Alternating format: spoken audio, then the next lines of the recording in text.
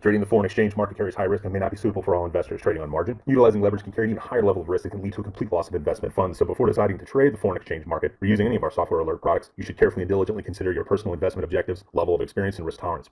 There is a possibility that you could potentially sustain significant loss. You should not invest any capital or trade that you cannot afford to lose. It is your responsibility to be aware of and understand all risks associated with foreign exchange trading and to seek professional advice from an independent certified financial advisor if you have any doubts. Auvoria Prime does not exercise trading authority over your trades. You and you alone exercise discretionary trading authority over every trade. All right. That's what I'm talking about. Now we got all that done. All Basically what you're saying is don't risk your rent money, Facts. right? So, you know. Yep. All right. So who wants to take it away? No? No, not for now. Not for now. I'll tell you what. I'm looking at some setups, so. I'll tell you what. What's going on with those indexes, Jackie?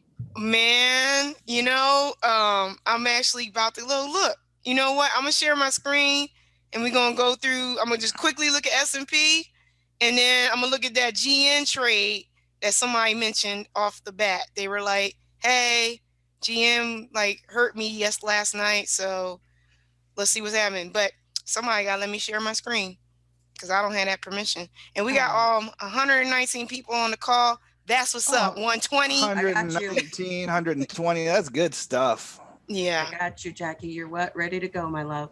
Cool. Here we go. So, all right. I'm not even going to ask if you can share my screen because that's how confident I am that you can see it.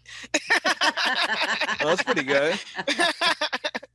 But, all right. So this is the GN trade somebody asked about on the H1, right?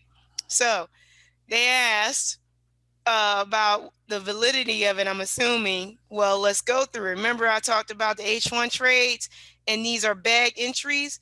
We zoom out. We on an uptrend on the H1. That's good. It was an up arrow alert. If I can zoom in, for some reason I can't see stuff. There we go. Move that out of the way, and then zoom in.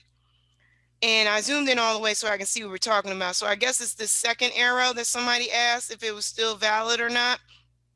Look, bounce, arrow, go. First arrow's good. Second arrow came in.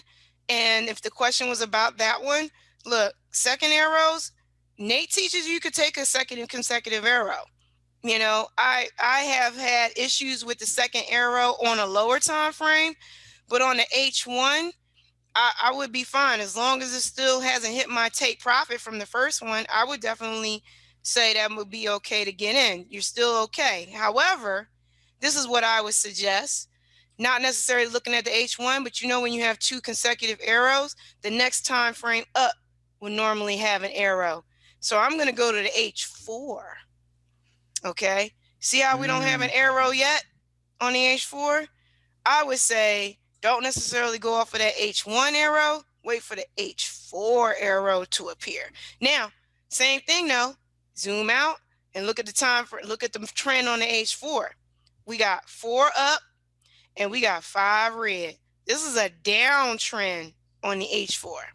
All right. So if you get an up arrow, you're going to be going against the trend of this time frame. So you would either, if you got skill, trade that counter trend, go for it. If not, don't do it and just follow the trend of the time frame. But with those second arrows, I normally would look to see if the next time frame has given me a bag entry, and then I would get in. Those are my thoughts on GN right now for the H1. Anybody else? Love you. No, I like that. I like that analysis on GN. Cool. Yeah. That was just my thought. Now let me go take a little skippity skip, peeky peek down here on my S&P. So y'all know I have my fibs on here all times. Take a look at this, you guys. This is off the H1. I'm gonna start calling you Jackie Fibs pretty soon. Don't trade without him. Yeah, buddy. Look at how far back it retraced to the 79. I'm like, that's beautiful. Look at that. That's a swing getting ready to turn around and go in our favor, man. If that can happen today, I doubt it. But what you would do is it's scalping time. M5. And I already had an arrow, like, what is this? An hour ago. So we might get another down arrow. If so, I might hop into that one off of the M5. But as you can see, the overall trend is down. So any down arrows, you are going with the trend. So that's why I'm looking at an S&P. NASDAQ hurt my feelings this morning. Oh no. Yeah. No, that's not cool. All right, I need to go have a talk with them. Yeah. And tell them that's not cool because my friend got hurt. Look at this melt. NAS melts out of the stratosphere. And went stratosphere. Yeah, I'm creating new words. You're so upset. You're making your own words. Look at that. Look at this beautiful Holy melt. sugar. That's the most beautiful melt I've seen. They haven't done this melt for like a month, I don't think. Like the last melt was like a month ago.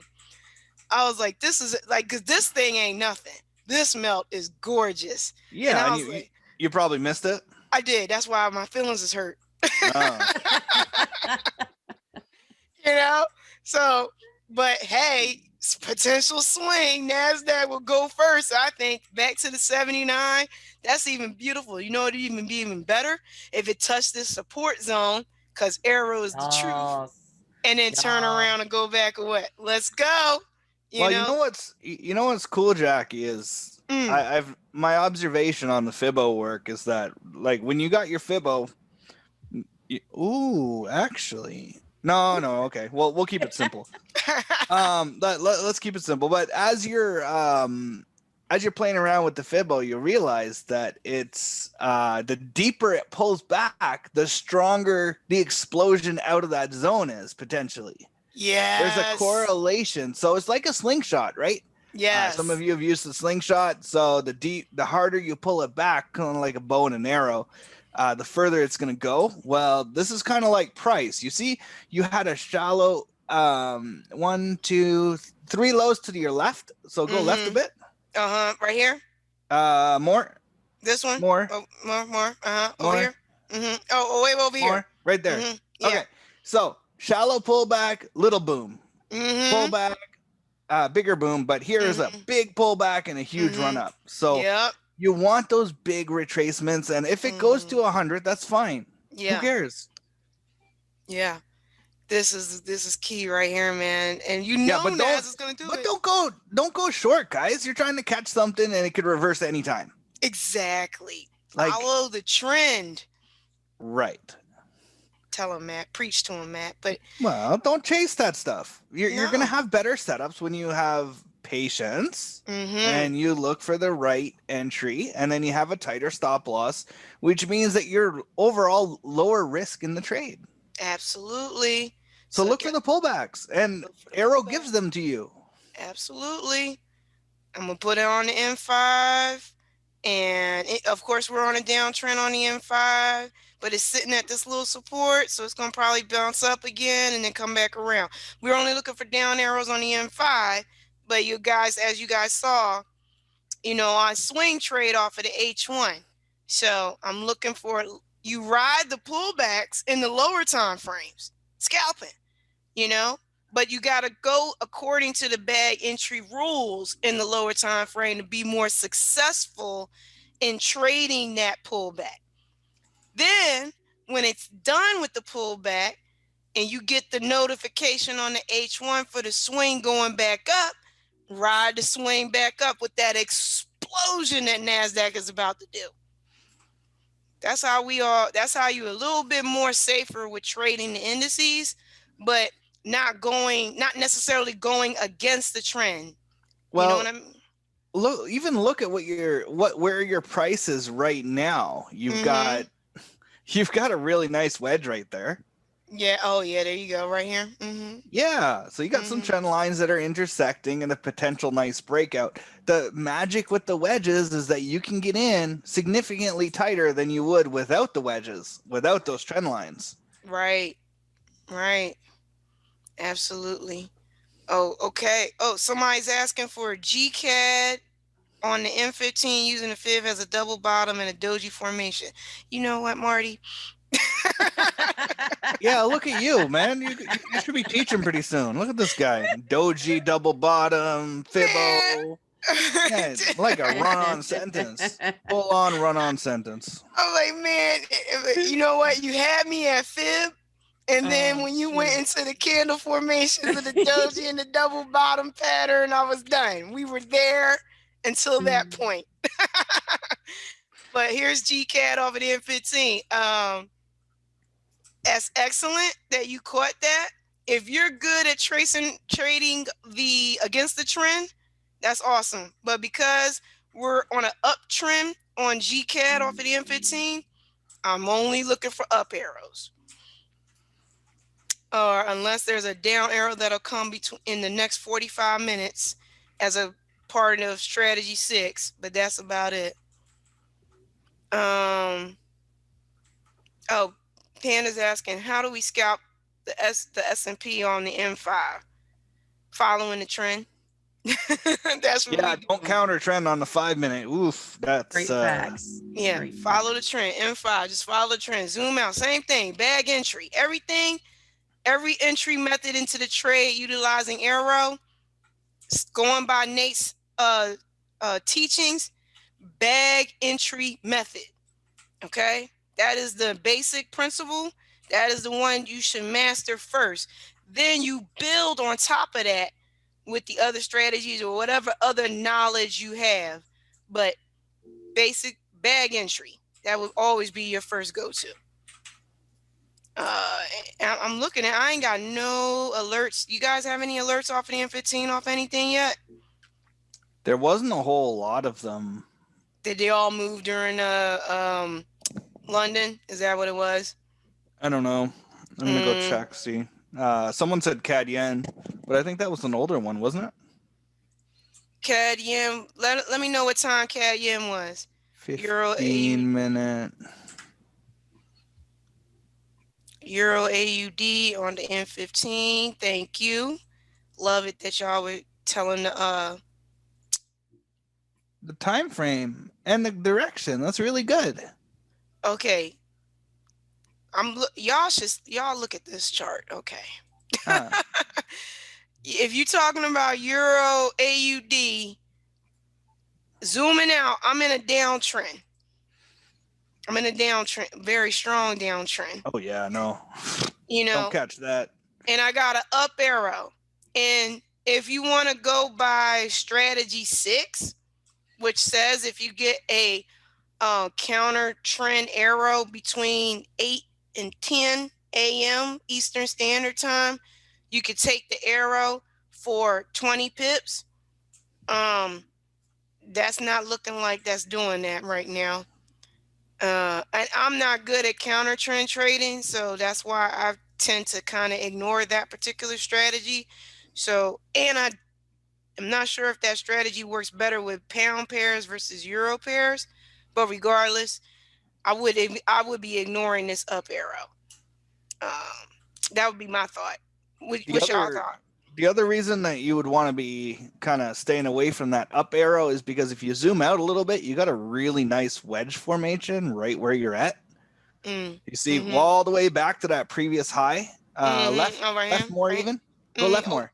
Oh, way over here. Yeah, look, you got a trend line there. And then you got one at the bottom. So you're in a big consolidation zone and your pressure is to the downside. So the thing with wedges is very often, more often than not, it's going to continue in the same direction that the previous trend is. So we know the trend is down. So there's a high probability that that it's going to break to the downside. Now, I'm not forecasting that because we're just stacking probabilities, but it's more likely to go to the downside than it is to go to the upside. Exactly. So I'm gonna leave. That's what I'm gonna leave that with EA for you guys. You know what? I'm also y'all gonna be like, what is she doing? I'm gonna show you what I'm doing. I'm going to actually do another thing with my arrow here. because I'm finna scout. Nice. Yeah, I'm finna scout. I'm about ready because I don't think I'm gonna catch anything else. So this is AIRO, and this is like this is a hybrid, and everybody's gonna come for me. I know they are, but don't come for me, y'all. This is a hybrid of RSI, and the reason why they're gonna come for me is everybody know I really don't like RSI. This is RSI utilizing AIRO, following the trend. That's what I'm doing. So let me put my levels up here. Sorry, I did not save this, but I figured I'd do that. And this ain't nothing new. If you guys don't know what RSI means, that's Relative Strength Index. It is a standard indicator within MT4 and any other trading platform, actually, not just MT4. And put my levels on there. Boom. Okay. I'm on the M1 on S&P. I am looking for, I'm on a downtrend. So I'm going to be doing nothing but sell today. And once price closes below that 40 on the flip level, I'm going to go catch my sell, go for 5 pips, 5 to 10 pips, and get out. Scalp. That's what I'm going to be doing most of the day on the S&P. Since if I look at the M5, I might have another down arrow, but it's probably going to go into the zone, and we might have some pullback and stuff, and I don't really want to play with it. We don't have time for that, especially when the market's about to open. So sit right there on that M1. That's what I'm finna do today. What are y'all gonna do today? I'm just gonna look for the right setups. You know, we don't need to take 50 trades a day, right? Sure don't. Nope, not as all. I'm actually really enjoying the hourly charts.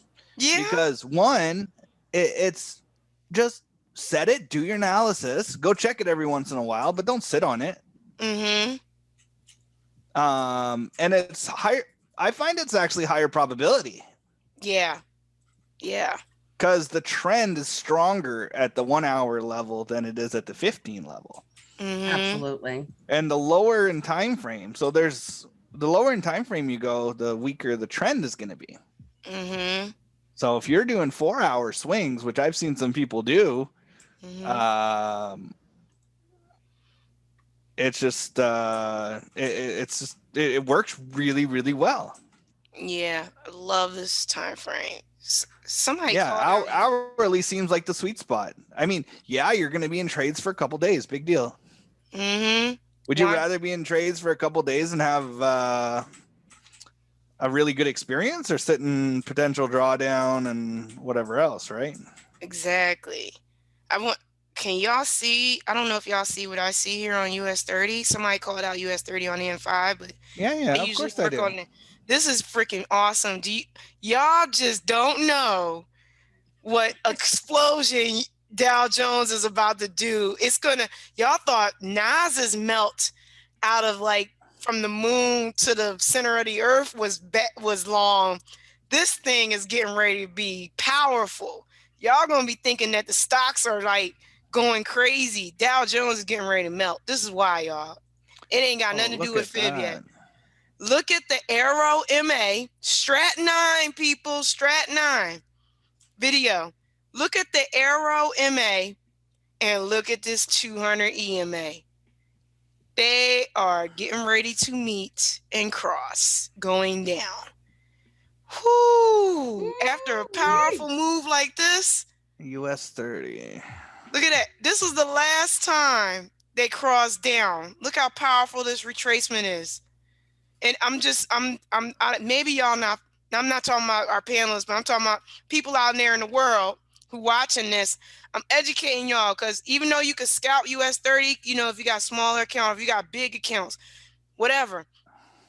Highlight right now, the last time US 30 did a pullback, the big one that you look for, price was at 31,286 at the beginning of it, and it ended.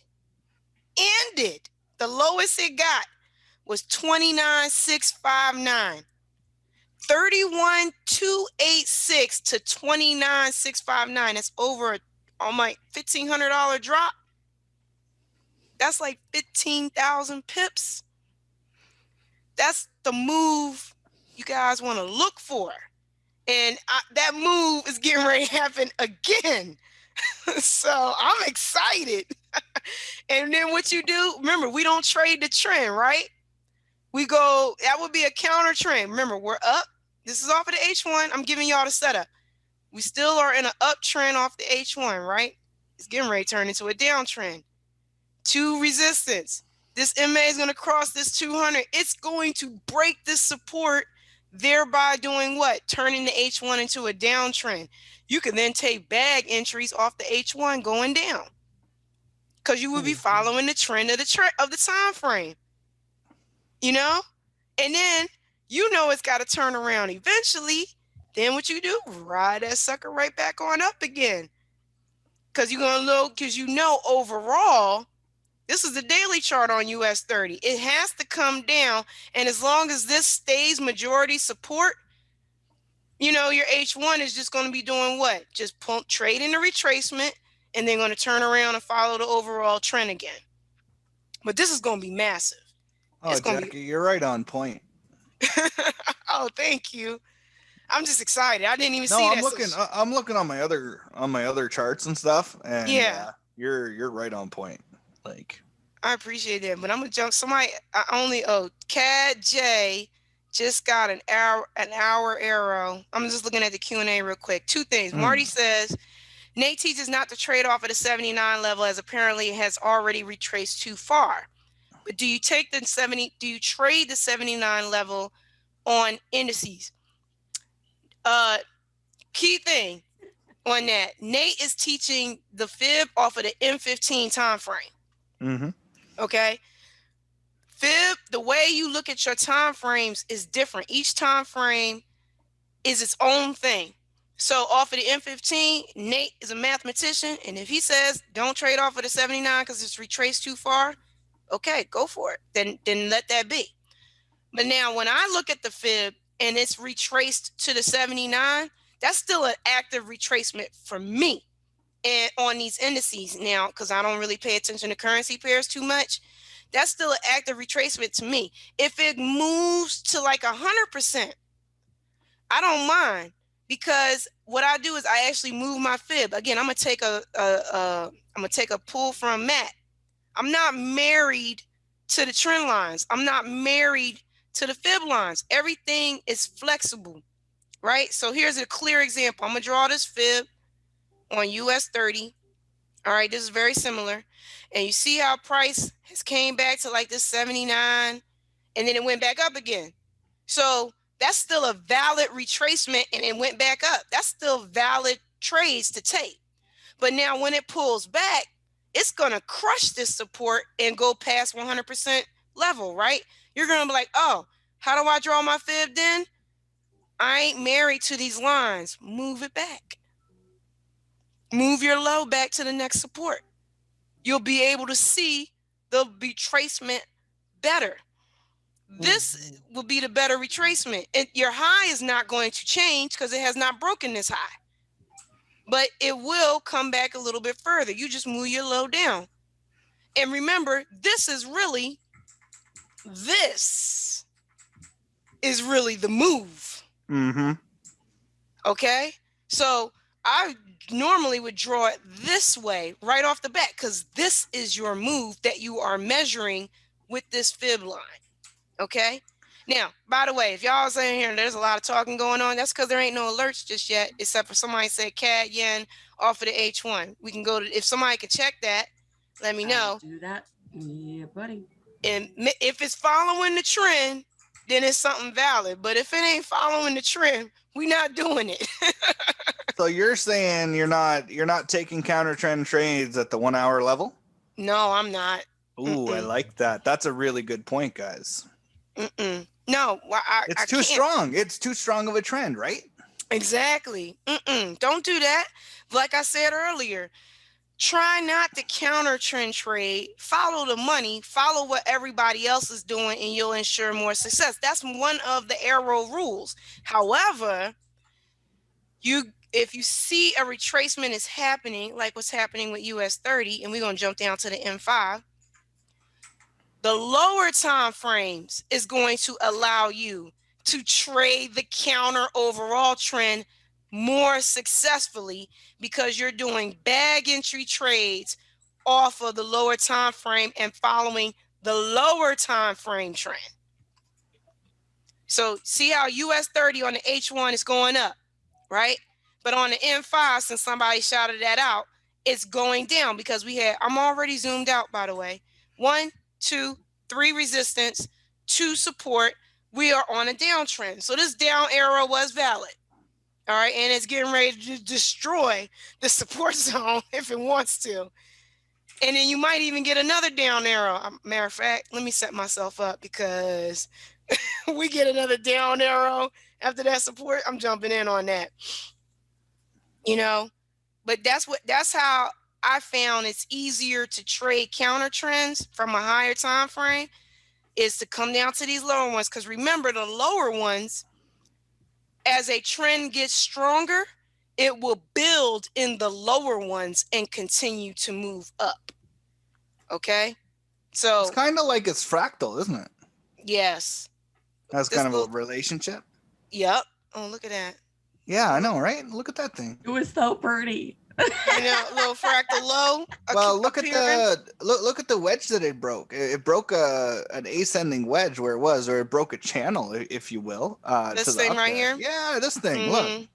So let me see. All right, my my VPS shut down. CAD Yen, can you guys open it up? My software is locked, my loves. Oh, CAD Yen, got you. Okay. I'm curious, why are we trading? Who's trading CAD Yen and why they threw that up there? I'm just curious. Who knows? I'm just curious. Is it because it's U.S. session and it's a Canadian dollar pair? Is that why we threw that up there?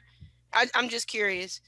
Only because I try to make sure that whatever session that we're in, we try and trade the pairs of that session.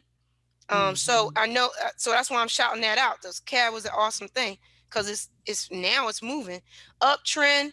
Oh snap! Yeah, shout out to you for that. Let me see. I'm about to jump in this bounce, arrow, go. Yeah, thanks. Trade. Thanks. Well, that's as good as she gets, right? You're gonna take it up to the red zone. Yep, taking it to the zone. That's a strong green. That's a strong support zone. You see all the rejections there? Big wick into the zone, big wick into the zone. And then you got higher highs throughout that, higher lows, sorry. Yeah. Let me see how many pips is that. If it's 50, and I didn't even measure pips yet, and I'll go through this why. So hold on. Where's my stuff? That's an H1 entry, right? So we're talking a little bit bigger of a.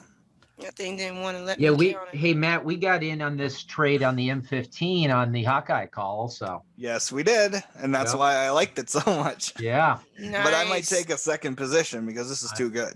Yeah. Oh, okay. It's like 27 pips to the zone. That's okay. I'll take those 27. I want my 50, but I'll take these 27. Hey, listen, you're not gonna go broke taking 27 pips. Sure ain't. I'll take that trade. We're gonna walk through that trade real quick off the H1. So shout out to you for whoever said that. NASA's on its way down, eh?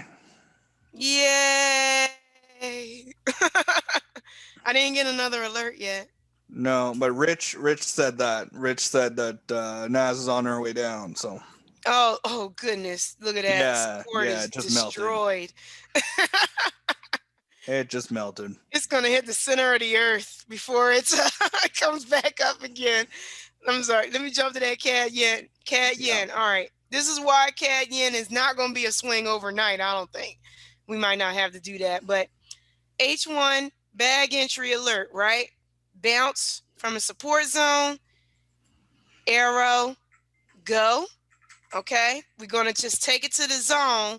You could set yourself for 50 pips, but I particularly don't like to do that if I got a zone in my way. I'll just go to the zone. Okay, I'm not familiar with this pair too much either, so we're going to just see how it go. Somebody always ask about the lower time frames.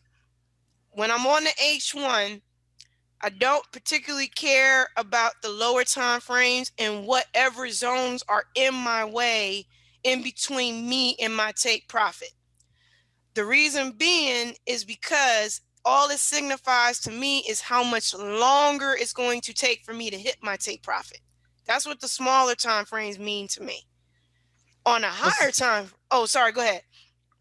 Yeah, no, you're fine. Sick Echo says CAD yen go down strong, but there's no. You're saying on the 1 minute, but we're trading off the 1 hour chart. So I kind of there's no down force yet. You know, like Not this is yet. uptrend 110.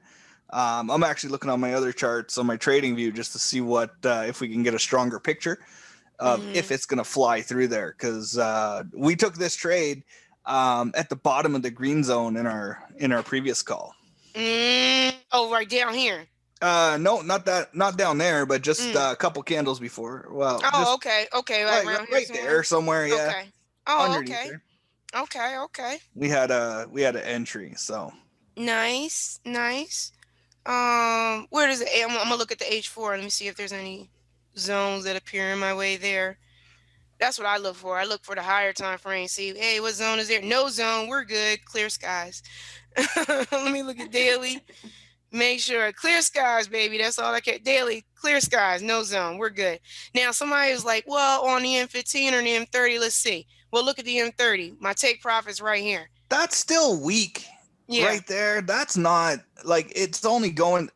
Compare the red zone to the green zone and tell me what one is gonna hold water. Yeah, exactly. Yeah. Look at all these retests, and this thing ain't got like one. And look at your 200. Look at your 200 Yeah. moving average on the way Yep. up. It's cycling up. It's hooking. Yep, I see it. Beautiful. Like I could see it come down a little bit and tag that moving average, but it's not gonna stop me from taking that entry. And I like this move right here. If you guys can see how the AIRO MA came and skirted that 200 EMA and then curved up. You know, if it would have crossed it, right, that would have made this down arrow alert stronger to clear that support zone. But as you can see, it did not. This is actually a bank induction. Straight shout out to that. Excuse me. And then what happened? Price just went right back up again. And I have 2 arrows off of the M30, which gave us what? This H1 arrow alert. All right. Very strong upward movement. And so I wouldn't be worried about drawdown. So whoever was shouting out the M1 and how it's going down, yeah, it probably is going to do that, especially because of the time of day. And I'm not familiar with how CAD moves too much, but yen is probably the mover and the shaker out of this pair. But I'm not worried about drawdown at all on this.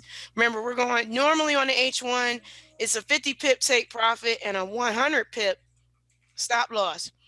I'm at 10, 11 pips. I'm okay. I'm okay. I'm not worried about drawdown. So, but if we're going to the zone, baby, going to the zone. Any other call outs? So shout out to you, Josh, for that. No. iPhone user got the US 30 on the sale. If you caught that, that's what's up. Good for you. We're going to try and catch that again. Oh, look at Nate all up in the group. Did y'all know Nate was in here? What? Hey, Nate, get out of here. If that's No, I'm not kidding. Nate, I'm kidding. If that's not Nate, then that's Nate Stalker taking his name and putting comments in there. Yo, where's Nate? But he him in here. says, Hold on. EA is invalid on strat 6. It's less than 20 pips away to the next zone. Boom, there you go. See? It sounds like a Nate. It does sound like a Nate, doesn't it? So Hold on. no problem. I'm just going Let me through bring him the over. somebody said I got dogged on the H1 on GN yesterday. Josh, explain to me, my brother, what happened? Why you feel like you got dogged? What happened? Did you go the wrong way? Did you not follow the trend? I'm just asking. I'm not trying to, call you out or anything like that, but I'm just curious. A lot of people say that. I'm just trying to see what's up. Yep, CAD. But thank you, Josh. You redeemed yourself with that CAD yen. Thank you. Oh, Christine is asking, what should I watch for to get into NAS to catch the up, assuming it doesn't go to the 100 and doesn't bounce off the zone? You know what, Christine? Easiest thing to look for on NAS is is a bag entry off the H1. That's the easiest thing to look for if you want to catch that swing. And I'm gonna just tell you, that's all we do. That's all we do. We just catching bag entries off the H1. It's just worth more because NASDAQ is worth more money than a currency pair one per pip, right? And oh, look at that. This thing is good. Come on down to this support. Y'all see this? That looks so Come on fun. down to this support, Nas, and turn around. That's what we looking for. You know, even if it don't touch this, you just gonna look for a candlestick formation. So I would suggest everybody go back to strategy 8 video of AIRO, where Nate talks about the different candlestick formations. Now, shout out to Marty again, who talked about the doji and the double bottom pattern. Okay, the doji. I always who said this to me? Deanna. Yeah, she did. Shout out to Deanna. She said doji for her, easiest way to rethink of it is a cross. That's it. And I said, you know what? I like that. You know, easiest way to think of that candlestick formation is a cross. I'm like, okay. I personally always get confused on dojis, but Nate came out with what? Railway tracks. Those are beautiful candlestick formations that happen quite often in the indices. That's one way to look for an entry. The other way is an engulfing candle. That always happens with these indices as well. So look for a bullish engulfing candle and look for railway tracks, candlestick formation. Those were two of the main ones that I was able to get into prior to an AIRO alert off of the H1. But when the AIRO alert came, I took another position, especially since I'm riding all the way back up again. So those are things to look for off of the H1. Otherwise, you can just wait for the bag entry alert. I'm going to tell you, though, it might be a while because remember that bag entry alert has to come back to this MA, the AIRO MA, and has to close above it in order for that bag entry alert to happen. So that's what you're going to want to look for. So the way NAS is looking right now, how sharp this decline is, I would be looking for candlestick formations versus waiting for the bag entry. So hopefully that answers your question on that. And we got an alert, y'all. EA as a buy. Oh, yeah. Didn't we just talk about EA? We did. Did y'all bring Nate up, by the way? Or he didn't want to? I did. Oh, he quiet. Don't talk then. And guys, I've actually been quiet just because my software has been locked. It's okay. So my apologies. Don't worry about it, darling. This is EA off the M15 and up AIRO, and come on, y'all. That's not even at that zone. I mean, I'm not putting a trade in for 2 pips. Not doing it. Not doing it, y'all. Not doing it. Okay, cool. So good. They're asking what Josh is asking what stop loss do I have for a 25 pip take profit on the CAD yen? No, I'm just I have not actually decided what my stop loss was going to be, honestly. So let me look. Let me draw my fib. You're gonna take it to a zone, aren't you? You're I'm gonna taking put it your to the stop loss zone. at the zone. Yeah, I'm probably gonna take it right here to this support zone. Yeah. That's a little bit. Oh no, probably under this 200 EMA actually. Under your moving average. Yeah, none of that. Yeah. Too close. Yeah. Under this moving average with a couple of pips, like there. Anybody having VPN issues right now? Yes, my love, I am. Mo is. Yeah. Where did my stop loss go? Why did it not give me my stop loss? I'm frozen. There it is. Oh, Are you? Oh, CB. I Were know. you in any? I'm praying that NAS entry doesn't happen while I'm frozen here, Jackie. Oh, are you talking about the short one or are you talking about the long one? The long one. No, it's not going to happen. You're good. There'll be more opportunities. Yeah, I know. It's all good. But that's a lot of money to be on the table there right now, guys. When that thing goes, like that is potentially the trade of the week. Trade of the freaking month. Oh, okay. Go that way. And then US 30 will be the trade of the month next week. There you go. Someone's saying gold on the bag entry there. What time frame? I don't know. Oh. Yeah, I know, guys. Time frame. Because we trade multiple time frames. So it's okay. Saying gold bag. Ooh, but wait a minute. Hold up now. Hold on. Hold on, I'm getting excited. We're in a downtrend on the H1 and look.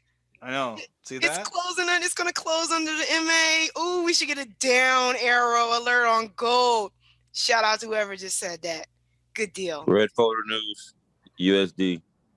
Oh. Ooh. There, Nate. That's what you want to talk about when you jump on. Gonna just come over here with the news.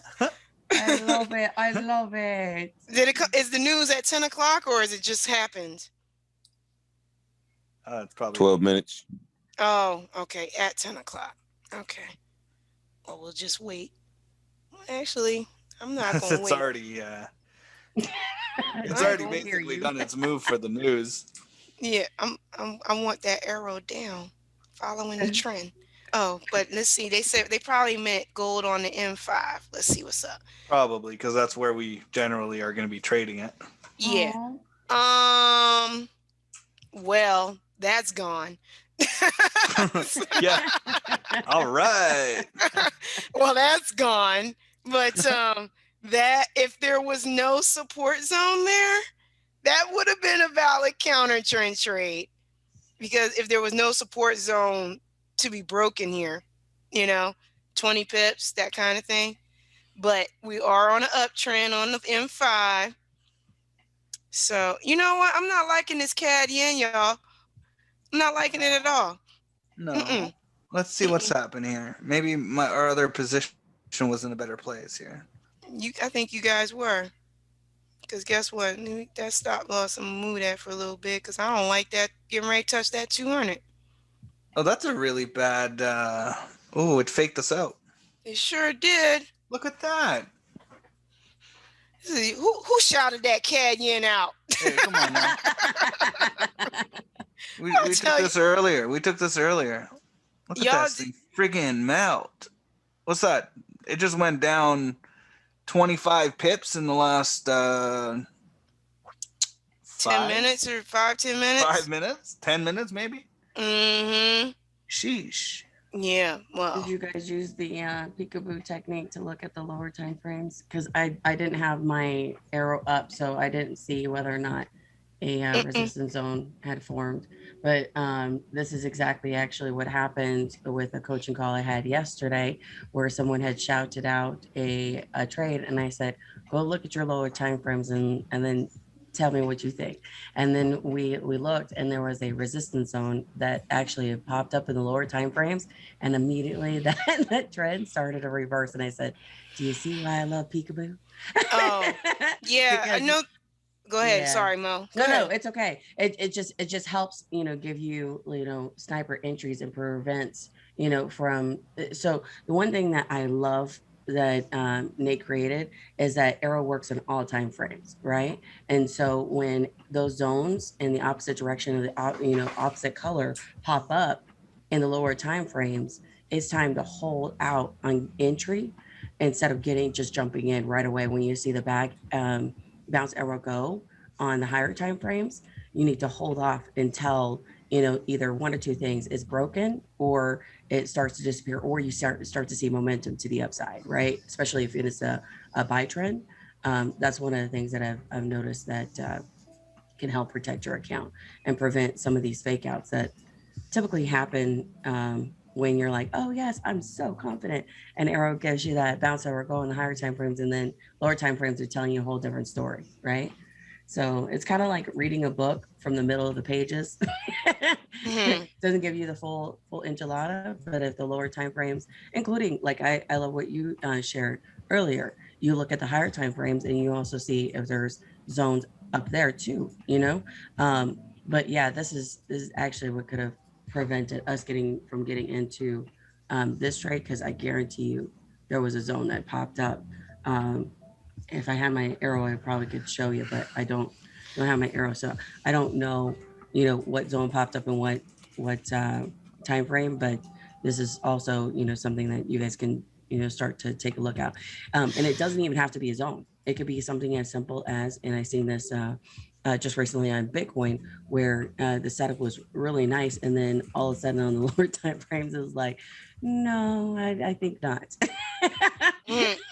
And I was like, are you kidding me? So peekaboo strategy also includes the candlestick formations, right? So if it's buy, but yet on the lower time frames you see sell, and the candlestick formation starts to become bearish, then it's like, okay, let me just hold out for a minute. It's not that you can't jump into the trade, right? Because arrow is the sauce, but you just want to wait to get that sniper entry to then, get in there and win with the rest of us. So, True. Yeah, absolutely. If for sniper entries, I would agree with you. mm, Um, yeah, but also I would like sometimes. I know a couple of people. Sometimes when people just going off of alerts, like me, sometimes when mhm, I'm on the go, I don't necessarily have the what is it like the time really to go down and look at the multiple time frames. I'm cool with mhm. the H1 alert, but then again, I'm cool with drawdown too. So Exactly. not a lot of people are cool with drawdown. Some people freak out. so so definitely do the peekaboo if like you're not cool with drawdown, or if you want to just always catch those sniper entries. But I'm a lazy trader too, so I'm just like, yeah, I'll go. But Absolutely. But yeah, this is like Gabrielle. this could be a total fake out rinse though. Like, come on, man. Especially when it just went Mm-hmm, into the support zone and mm-hmm. wicked out. Yeah, Exactly. just have fun with that. Exactly. Yeah. Somebody, oh, Izzy saying US 30 broke the M5 support. Thanks, Izzy. It's cool, Josh. It's fine. Yes, US 30. If US 30 broke the M5 support, I didn't get my down arrow yet. Oh, good Lord. Oh. Didn't get my second down arrow. Dang. That's because, girl, it melted to the ends of the earth. Okay. Well, US 30, good Oh my gracious. goodness. Oh, look at that. Arrow MA crossed over there, up there. Where is it at on the M5? Oh, it already crossed over. Wait, good. This is a disgusting melt. That's what that is. That's just that looks bad. This Like, is but why oh, money but management and Lhasa is so important on those. didn't I just say? Girl, we were Didn't I just talking just about say this. that? I'm like, here's US 30 on the H1. Didn't I just say I want that support to Uh, go? And we getting ready to come for the massive drop. Look at that. Already starting. Already starting. That's beautiful. Might But have to put a pawn on the board where's for Nas? 0.01. All right, Nas touched the support and it wicked back up. Let's get ready. Look at that. And it So wicked back up. pretty. I'm gonna see what happens in the next hour on that 10 o'clock news that Nate talking about. Yeah, I'm wondering if it's gonna go back and retouch the 79 and just Mm-hmm. fall off the planet. Mm-hmm.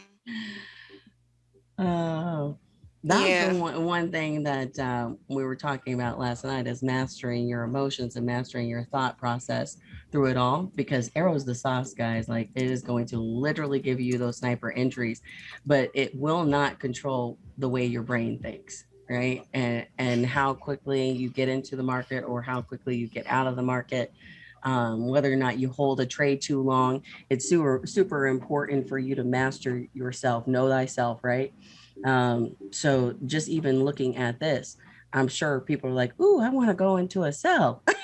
Mm, Not smart, not smart. We need a bounce or a go, or we need to see some formations happening. But this is pretty. I like this that. is That was nice. S&P. This is S&P. Same thing. S&P has now Mm, come to the 50. This is I like nice. that. I want this melt to happen consistently. And I know you guys are like, somebody got at me. They were like, "Well, Jackie, you keep saying you want the indices to melt. You know that's not great for the stock market." I don't care. I don't care. I don't melt indices melt so I can get into my trade and go off of it. That's what I like. Hmm. Um, let's see. Rich got one breakout valid trade, I believe. Would you wait for the break, get a slight pullback and take it, or do you think it has reached its peak? Rich, what you talking about when you're questioning?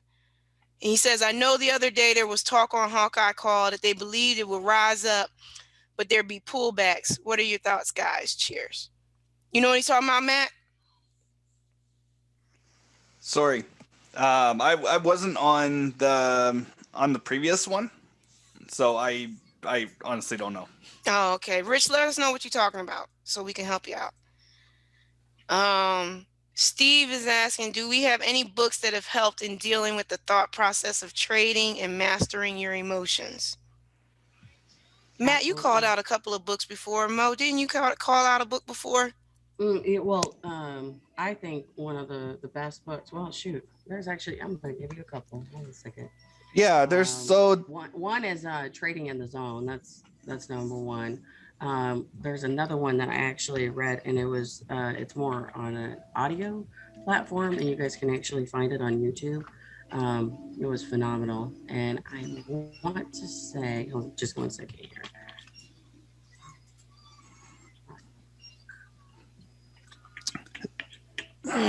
Okay, it's Trading for a Living by Dr. Alexander Elder, and you can actually find it on YouTube. Guys, I really, really like that because he sets up, how like 95% why they fell, and it has to do with internal, right? So one of the things that I shared with on my call last night is that this is an emotional game, especially if you're sitting in front of your charts, right? Like Jackie said, when she goes into a trade and she sets up for potential drawdown, whatever that drawdown is, she's cool with, right? What are you cool with though? Everybody's different. And so know thyself, right? Some people could sit in a casino and continue to keep playing at the table over and over and over again. Whereas there's other people who, the moment that they're up, they walk away, right? Smart moves, smart moves. So I even tell people, it's like going into a casino. Um, these guys that we are going up against, they've been in this for decades. We got hedging companies, we got banks, we got the government in these markets day in and day out, and they've been at this game longer than most of us sitting on the call. And so it's really important. I'll share some tidbits of what I shared on the call last night. I'm starting to now look at the markets now as a chess game, right? So they're after my king on the table, and I need to go ahead and protect my king with all of my chips on the board, right? So it's very, very important before you go in and make a move to evaluate all possibilities, right? Because we all know that we're not going to win 100% of our trades. That we do know that we're very confident in.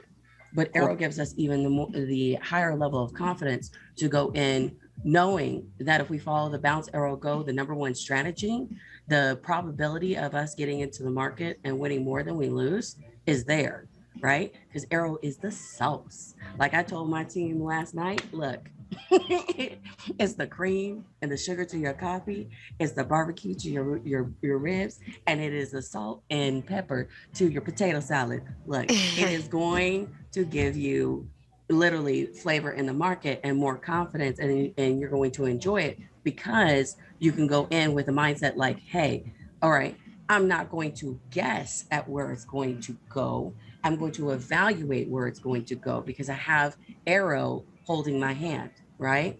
And when you're Mm. using the strategies that Nathan gives you and you're really training yourself day in and day out on the very brief videos. That's what Nathan. I know you. If you're still on this call, boo, I love you because one of the things that I'm constantly, and I'm sure other people who are on the call probably have the challenge with, is the fact that time limitations. Right? We got a lot of responsibilities, family, jobs, extracurricular activities, running errands, and so his videos will show you, how to start forming the way that you evaluate the market, the software, where the entries can actually be. And so go ahead and write down trading for a living and then also trading in the zone. And those are the two that I have found that have been pretty pivotal, sorry, in my own trading practices. And girl, JPY, CAD yen, come on. It was faking people out of their trades. They stop loss hunted, I'm sure. Oh, yeah. That's why I was like, I ain't Yeah. tripping. Yeah, it's beautiful. It's It's beautiful because I held too because I was like, what you doing? What you do? You about to go down to that support zone and then write it right back up. perfectly fine. I just put in the chat too. People are asking about the H1 US 30. Let's What I do it. say, what I say, y'all. Didn't I say we don't trade against the trend? Yeah. Well, I was just saying, let's do it. Let's look at the chart. Do you have your chart up on Have it US up. 30, hun? And this support zone right here. There you go. I can't tell if this is one large one or two small ones, but Mm-hmm. there's a NAS buy off of the M1. That's awesome. I'm gonna go back to that in a minute. Hold up. M1. I'm on NAS on a buy, and this is downtrend up there, of course.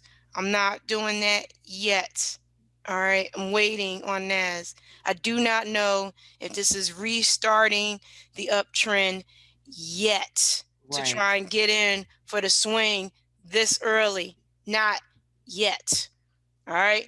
I would like for it to not be the restart yet. And especially for the time of day, I want this to come up. I want it to touch this resistance and come back down and give me another down arrow so we can scalp the heck out of it. That's kind of what I want NAS to do. That's why I'm ignoring it. The US 30 one, the zones look like they're even, but I can't tell if this big one is like two zones in place. I don't know, but it only got touched once, so it's probably just one zone, but it's even on both sides. Nate can go ahead and put in his thought processes if he wants to on the H1 with even both sides, but I'm not trading this down arrow off of US 30. I'm not doing it because I know it's a retracement and I don't trade the retracements off of the H1. Trade retracements on lower time frames using bag entries. Okay, that's me. Y'all can do what you want. But that's me. Hey, Jackie. Yes. That CAD yen. Yeah. What do you think now? You think that we just maybe saw a little bit of a bank induction move there, that big dump? You look at that big wick down there, and now it's retracing right back up. It didn't give me an arrow, right? No error. I'm just sort of being sort of optimistic about the movement now. It looks to me like you could say it's a like on the M15. It looks a lot like a bank induction maybe move. Oh, you know what? I guess you could call it that, but without the arrow, I wouldn't call it that. It would just be right. They were looking for somebody. Yeah, yeah, that's all I'm saying, right? Yeah, they were looking, and it got fell for. I don't normally trade this trend, this pair, so I'm not sure if that happens often or not. But that looked like a typical move, like what NAS would do when something's getting ready to happen and they're searching for money or whatever. But that a wick like this is off in the M15. This move here, this was that powerful move that we're talking about, and then it bounced from this zone and then it wicked out and it came back up again. Yeah, I'm not. It's still a higher high though from the previous, it's a higher low from the previous one there.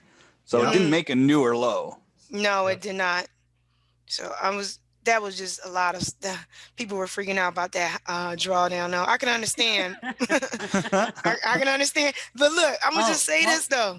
I'm gonna just say this, y'all. It's a currency pair. I'm not worried about that drawdown on a currency pair, especially when you got your correct lot size. You should not be freaking out about drawdown if you are having proper risk management with your lot sizes too. But I will tell you. Absolutely. Jackie, I was actually about to chime in because go ahead. The attendees were asking about books that you can read to start cultivating your mind, and that's one of the things that is mentioned. If you are sweating your trade, right, and you have a stop loss set in there, and you're sweating it, you over position, you over leveraged yourself, right? And so it's really, really important, just like you said, to make sure your lot sizes are proper, guys. Very, very important, because if you're sweating bullets, that's exactly what's going to happen. Is you're going to be faked out of every trade, and you're going to end up killing your account. That's the reason why 95% or so they say, right, fell in Forex market, because they haven't. Have you guys ever seen a poker tournament, right? And they're sitting at the table and it's pretty profound, because literally no expressions whatsoever on their faces. Why? Because they're going in with a plan of action. Know what your plan is. Know how much drawdown you're willing to take. If you take 2 to 3 trades and they all end up losing, okay, and you're sweating it, shut down your computer, walk away, and reset your mind. Listen to a motivational tape. Go to work out. Spend time with the people that you love. Do something that's going to create joy and literally reverse your physiology and the way your emotions are, right? Tony Robbins talks about this all the time. If you are slouched over, all of a sudden your mind ends up going into the dump, into the trash can. But if you literally, take a deep breath, rise up, put your shoulders back, head held high, all of a sudden now it's like a complete total mindset. You don't want to continue to keep staying on the charts if you're making silly moves and you don't realize that, hey, the only reason why the bounce arrow go didn't work for you is because you over leveraged yourself and you were sweating that trade the whole time, right? So I put a pawn on the board. I'm playing this as a chess game. Like when the drawdown happened, guys, I was you didn't hear any stress in my voice whatsoever. You didn't hear stress in Jackie's voice whatsoever. Matt wasn't sweating it. Chris wasn't sweating it. We were all in there going, okay, all right. If it hits our stop loss, oh well, that's just a trade. We just gonna have to bounce back and make that money again, because AIRO's gonna give us a sniper entry later on down the road. Agreed. And I really like that, how you were explaining that. It's so important to understand, like, if you're sweating over your stop loss and taking a stop loss, it sucks, right? But you're gonna end up hitting them. It's just the reality of the situation, but it should not be such a detrimental force that it throws you off your game by taking one stop loss. Absolutely. Somebody asked about the US 30 move, calling the drop. I wasn't necessarily calling the drop, but what I saw is I'm expecting it to drop. Remember, I guess you can call it, what is it, like market fundamentals, I guess, is one thing. I'm zooming in. Sorry, I didn't mean to do that. Zoom out. We all know, your indices are made up of stocks and businesses and blah, blah, blah, right? That's what they're made up of. That's what's in there. And we already know what our economy is. These are U.S. indices, so focus on the U.S. economy and things like that. I believe they're overinflated. That's just my thought process. But I also see this strong move, and I'm like, it's not going to keep going up. It has to come back somehow. And then what it did, I was actually expecting this drop last week. This right here was supposed to be the drop, but it didn't happen. So they fake people out and say, yeah, we're going to still keep going up. Then what they do, came back down again, but then they hanged around. See this, all that ranging that US 30 was doing? That's like a consolidation. What happens every time price starts to consolidate? it got to break out that box, right? Box broken out now. That's what I was looking for. And it happened. All these up arrows, and I've been telling people I'm not trusting no up arrow on these US indices because they fake outs. Because I saw there was no valid retracement or pullback from the uptrend yet. And I want y'all to peep the fib levels too, by the way. Fib level strategy 8. I'm going to keep throwing that out there because Nate did the video. Notice these fib levels are not the default. These are Nate's fib levels. Okay? There is a fib level missing. 23.6. Rounded up to 23.24. It's missing. I don't pay attention. I don't I don't have that fib level on here. Nate doesn't either, if I remember correctly. No, he doesn't. He doesn't trade it. Yeah. And you want to know why? Because I actually used to keep it on there until I started noticing something. Every time price touched the 24 or 23.6, it was not a valid retracement. It was playing around. It would either play around on that level and then continue to go back up, or it would just continue to play around that level. And then what it do? Break out up and then go down again. See, like play around. This is like the 24 right here. See all these touches? That's like the 24 level right there. Playing around on the level, and then it would either go up and break through this resistance zone, but you kept seeing the resistance zone getting hit. I'm like, no. Breakout. That's a box. Okay? The box was formed. It needed to break out. It needed to come down and do my retracement. So I consider retracements valid at 38 level and down. That's what I look for as a true pullback. Then that's just me. And then I go, and that's how I turn around and I wait for my swings. Anything 38 and below, that's an active retracement to me. And then I just look for bag entry alerts off the H1. That's the easiest way to do it.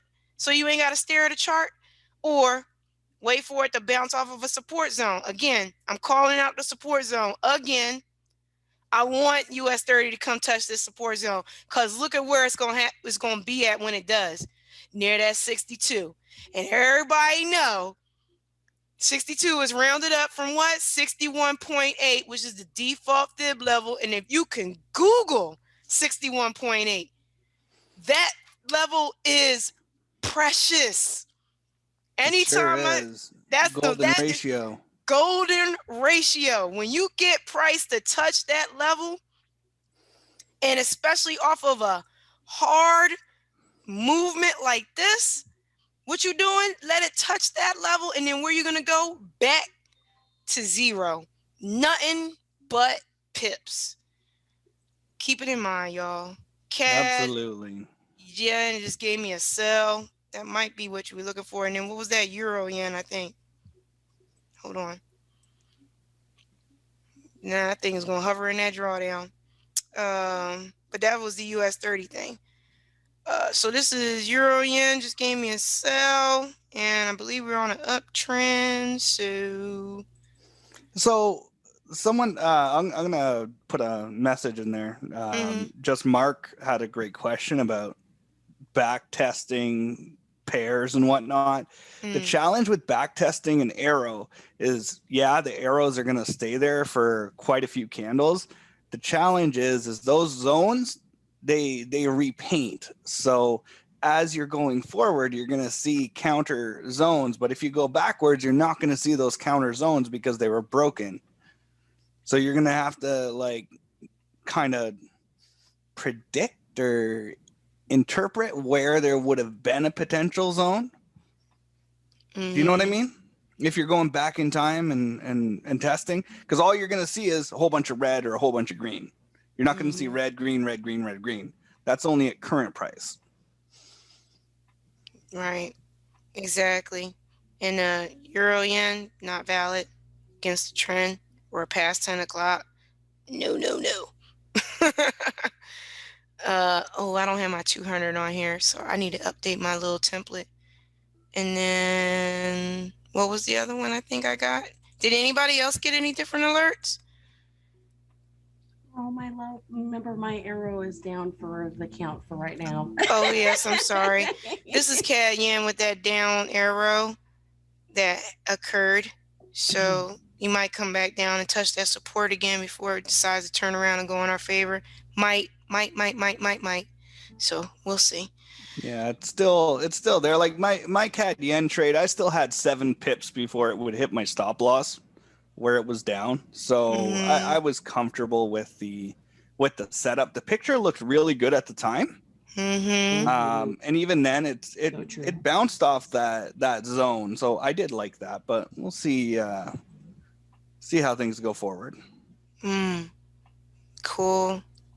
Let's see. Oh, somebody's asking if we can put those books in the chat. Did somebody already do that?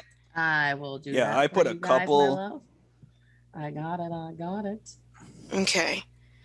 And then somebody's asking, what would be my stop loss or take profit for NAS or US 30 on the H1 trade? Take profit is to the zone.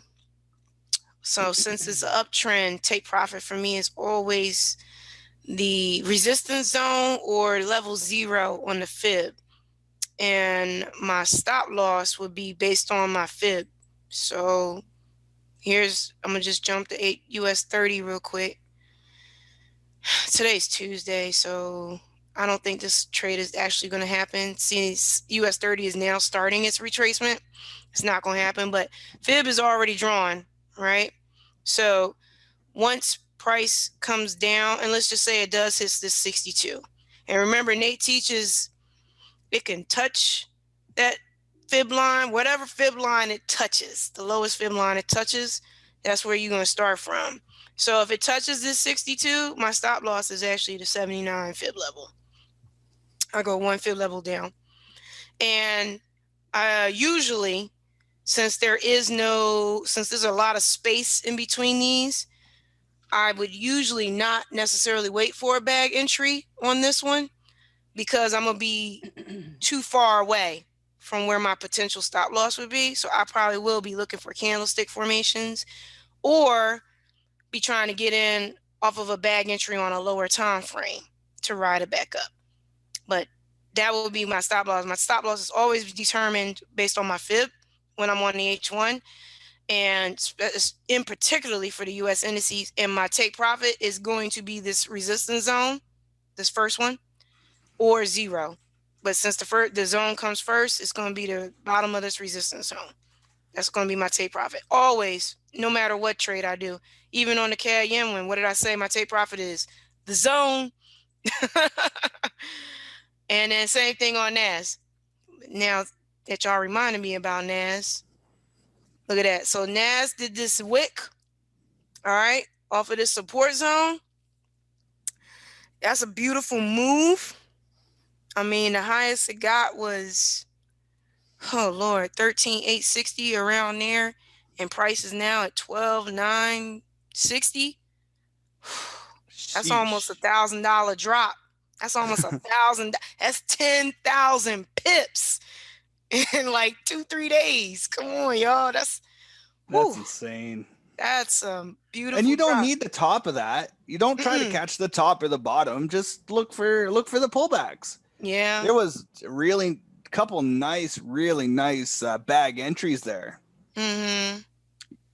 Yeah.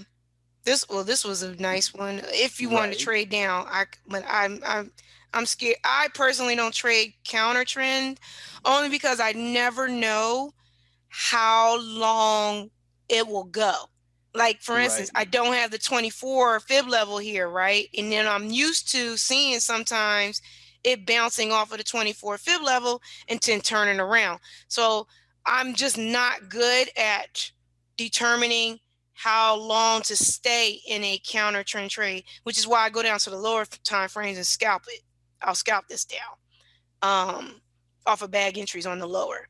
But this thing is almost 100%, but you see how it touched this zone and it wicked right back up? NAS just might be giving us what we need. So this formation right here, it's not complete at the top. Like it's not full, but it's close. I don't know what you call this thingy.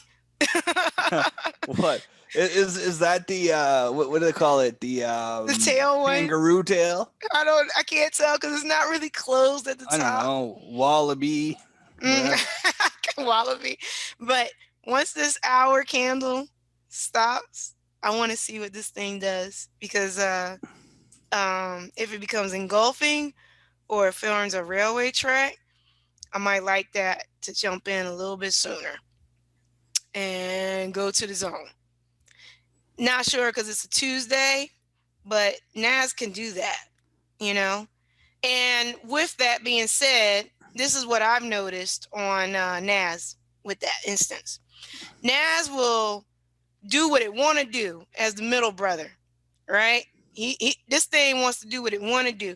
So it might turn bullish before the other two, right? It might still restart its trend and go, while the other two have not. But I can say this though, if I'm looking at US 30, if NAS truly does restart its uptrend, I don't anticipate US 30 coming down anymore. I actually would anticipate that thing to stop playing around and turn around and go back up as well. I've seen that happen a lot. So just to throw it out there, and that's not because, you know, NAS is the leader or one pair is doing something what somebody else's pair is doing. That's not what I'm talking about. I'm just talking about after watching how all three move, and they eventually all three go in the same direction. Maybe not at the same time, but in the same direction. But I have noticed that NAS can go start a trend first.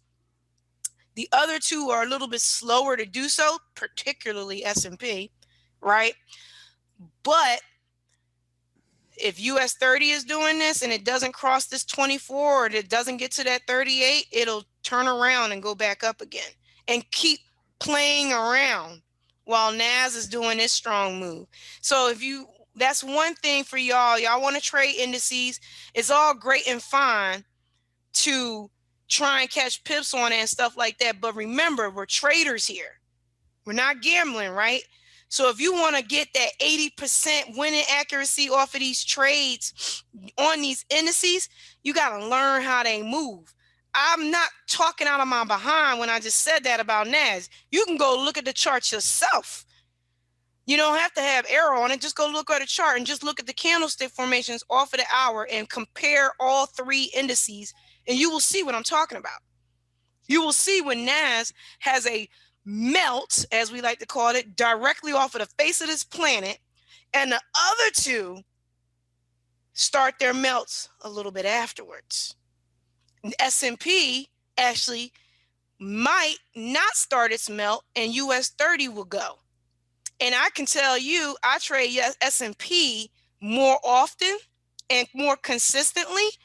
And I'll tell you, when S&P doesn't move, I don't trust anything that US 30 does.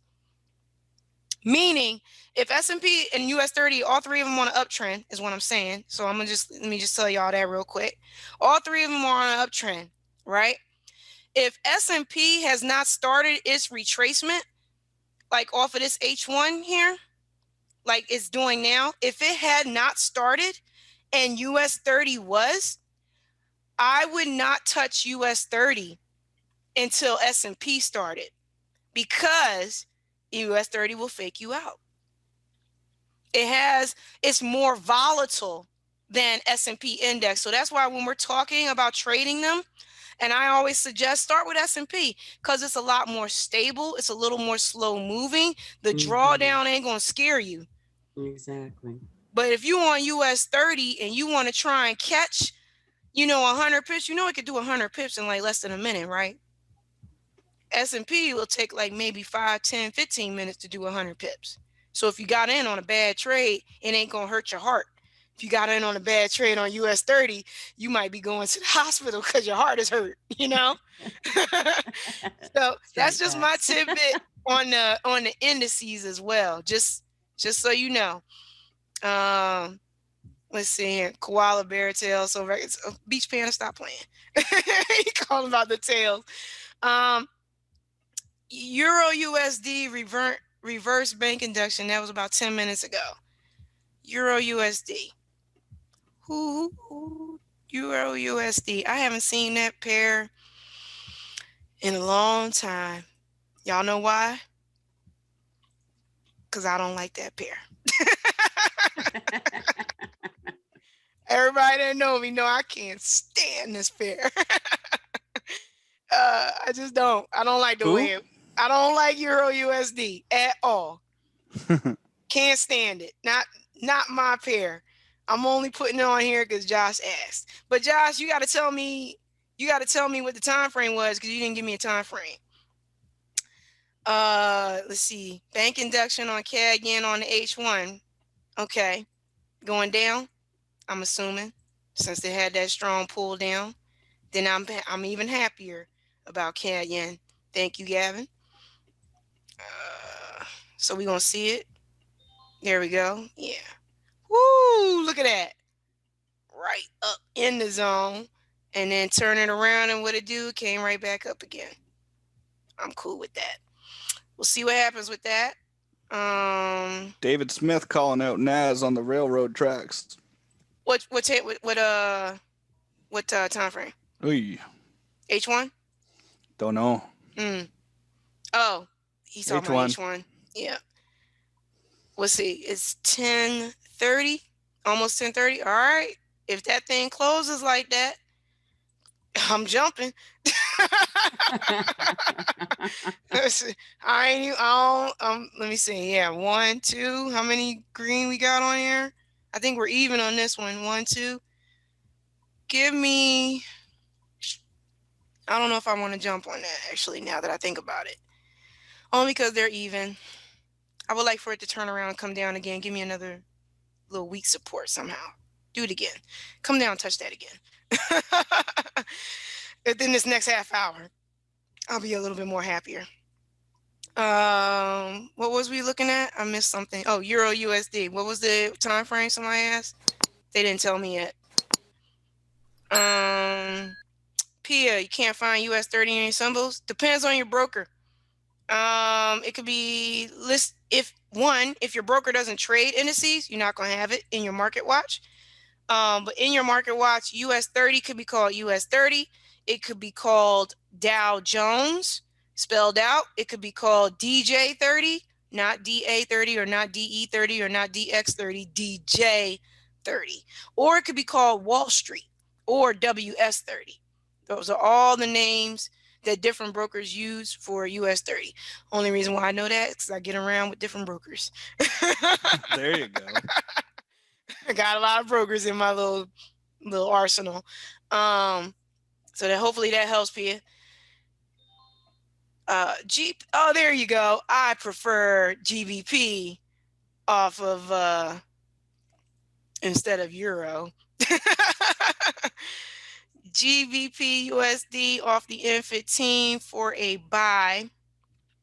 Oh, my VPS is slowing down a little. It's coming though. All right, so look at that. There is no resistance zone there. That went to the moon. What do you guys think about this one? I'm a little hesitant because it's forming a new high and there's no zone there, but tell me what y'all think. GU. Let's go see. I would actually drop down to the lower time frames just to kind of see what's going on and then make my decision from there. Because you're absolutely correct. It did do that big push. So my thought process right off the bat is that it's going to retrace a little bit and then maybe continue that pattern, right? So I wouldn't necessarily jump in right away. Okay. Let's see. I'm not. I have not done a bunch of bag entries when there's no zone, so I would assume because there is no zone, it's okay. Cool. So you're probably going to get a little bit of a consolidation. Where is that now? And then you're going to have a breakout. So it might be, you might have like a flag pattern that's going to generate, and then you could potentially take that trade to the top side. But right now it's a strong uptrend. I think we did some analysis earlier on the H1 where that retracement, where it came back down and it tagged, it actually tagged the 38.2 retracement level on that swing, and then just rocketed up there where it's at. So I think it's too late at this point to get in there. You would want to wait for it to retrace, either retrace 38.2 or even 50%, and then look for another entry. But right now, I wouldn't be trying to catch this knife. You're gonna end up getting cut potentially, because what could happen is you enter, and then right away it retraces, boom. And then this retracement is gonna actually be potentially pretty significant. But you see where on the 5 minute you have a brand new candle that just formed, so you might have a consolidation right where it's at now. So yeah, I will wait for that one. But hope that gives you a little bit of insight into what I saw, and why I would be cautious playing around with that. I would want a confirmation from AIRO, to be honest. Gotcha. That way I'm not hoping and guessing and praying that things are going to work out, or they don't. Thank you, Matt. Oh, and also, Jackie, like, how many pips did that move, love, from the bounce arrow go? On the M15, let me see. This one, the big one, that caused the arrow. It's about 20 pips, all on its own. Exactly. Pretty strong move there. Somebody asked about scalping on the M1 for them. Let me see. I did say I was going to try and scalp today, but I'm not touching NAS, honestly, because I want that. I'm going to see what it does for the rest of this half hour. So let's go to the US 30. Look at that. I got that down arrow off of the H1. That's what we're looking for. Ooh, down arrow, and then immediately coming back up again.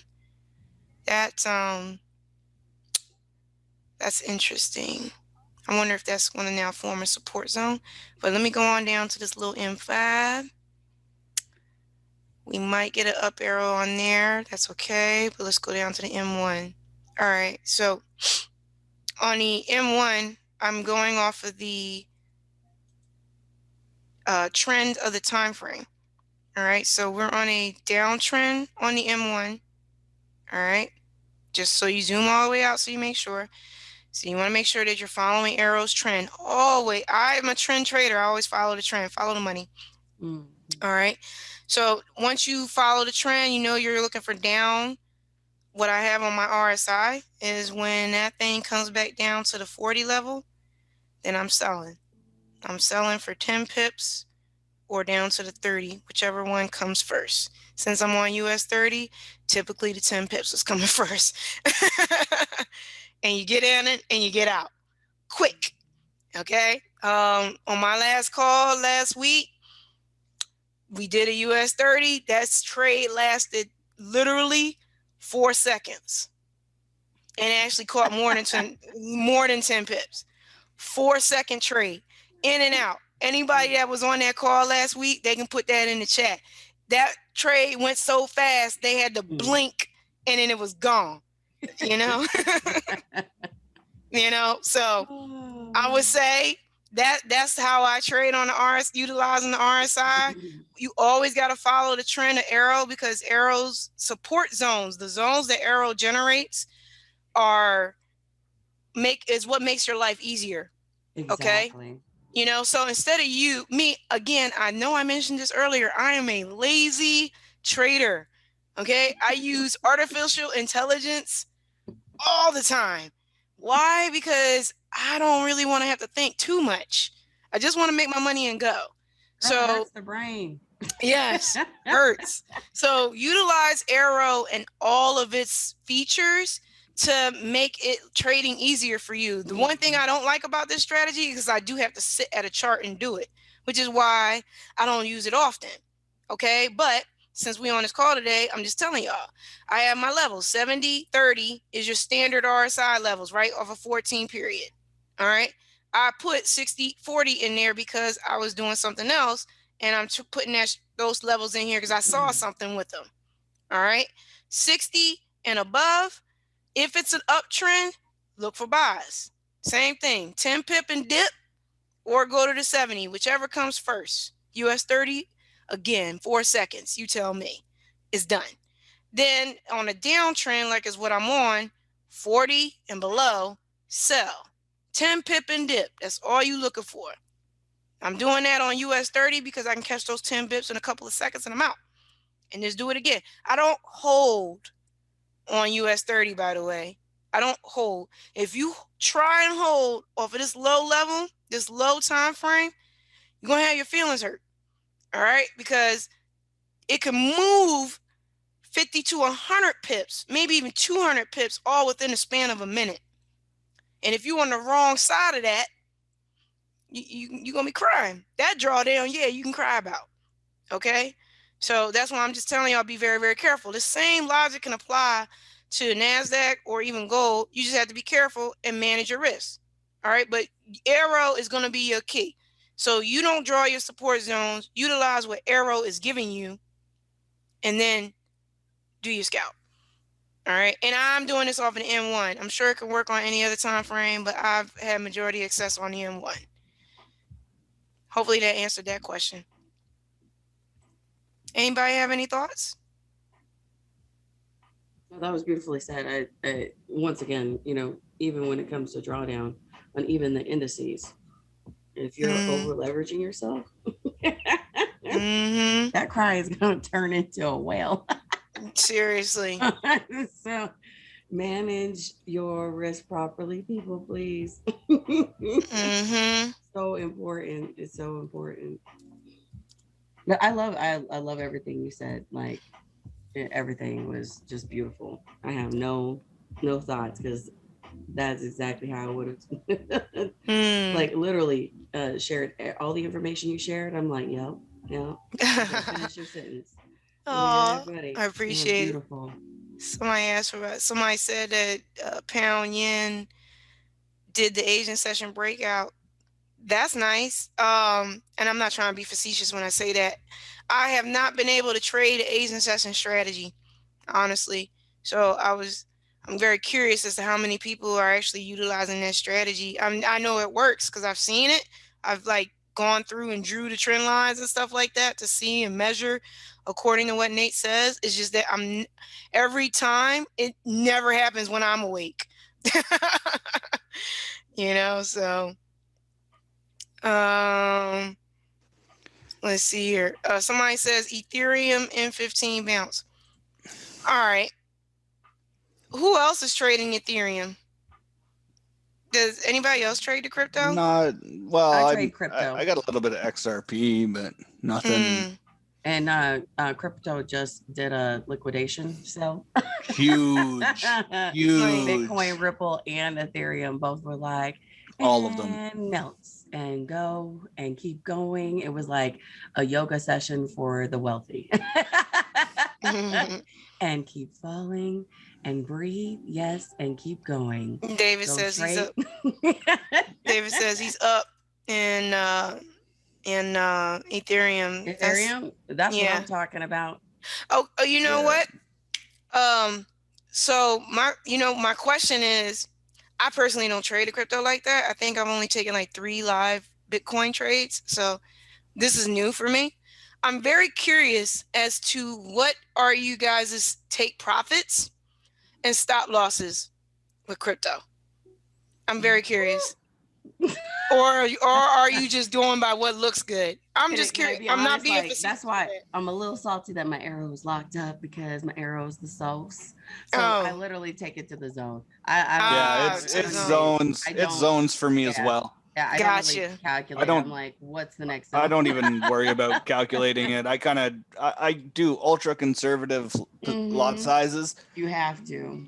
And then I just go zone to zone or whatever that I'm trading. If I'm doing 15 or I'm doing 1 hour swing or whatever, we'll go to the next zone and I'll just sit there because like XRP costs you nothing to hold.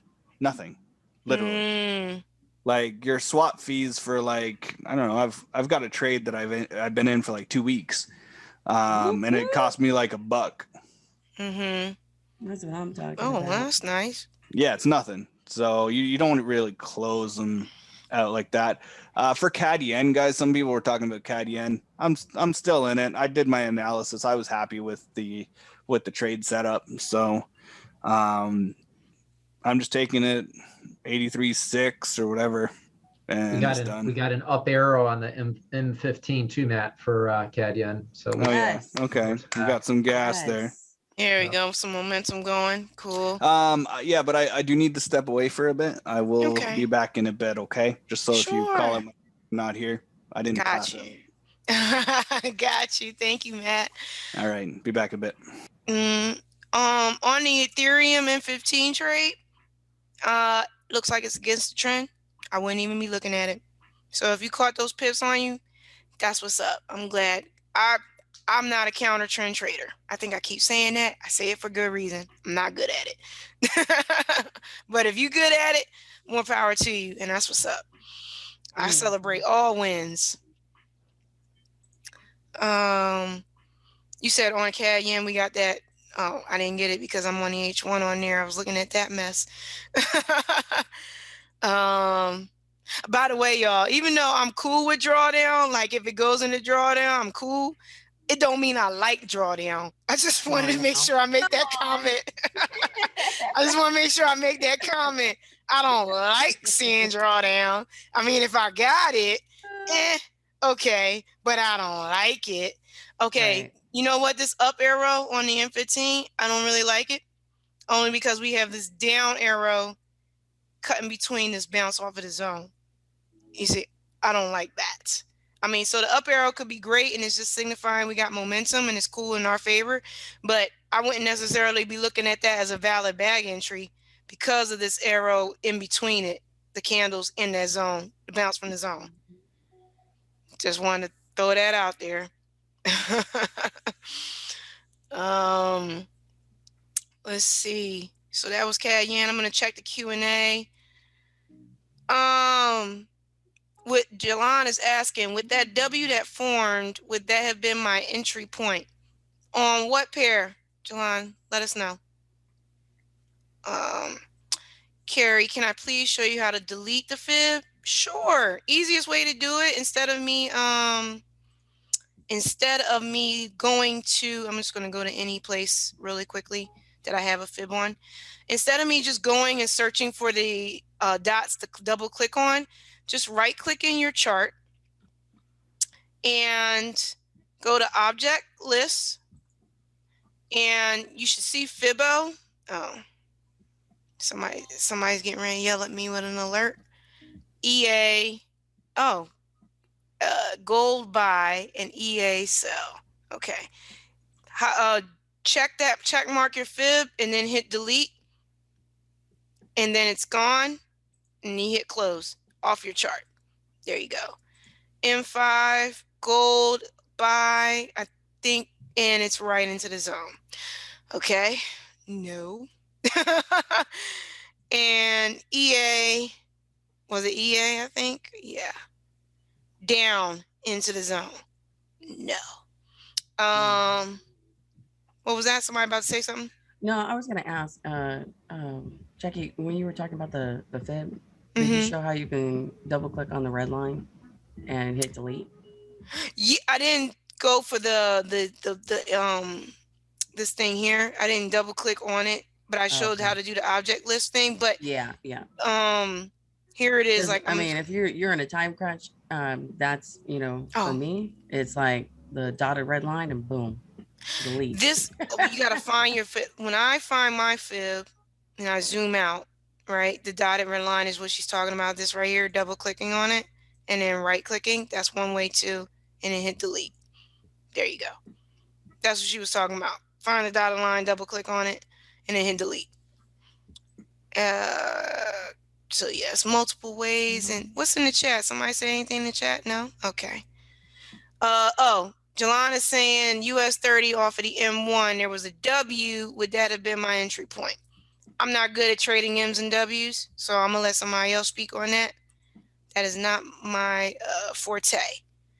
Anybody else trade M's and W's? If Nate was on the call, he might be able to say something.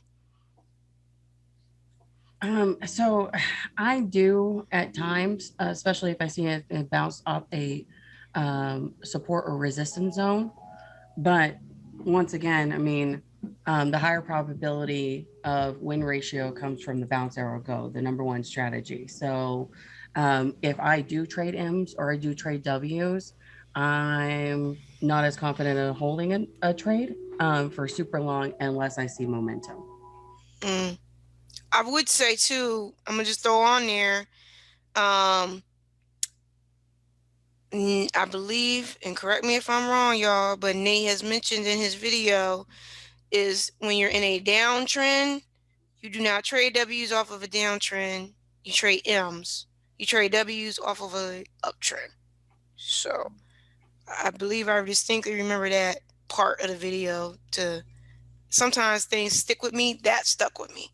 So that's probably why I wasn't even paying attention to it as well. Just throwing that out there. So where's my US 30? Because I'm on US 30, duh. And we're going 60 and up, but I want it to turn around and come down so that way I can catch it on the way going down. So let's look for that. And NASDAQ, we're at 1048. It has already started going back up. Let me zoom in. Ah, that is an engulfing candle.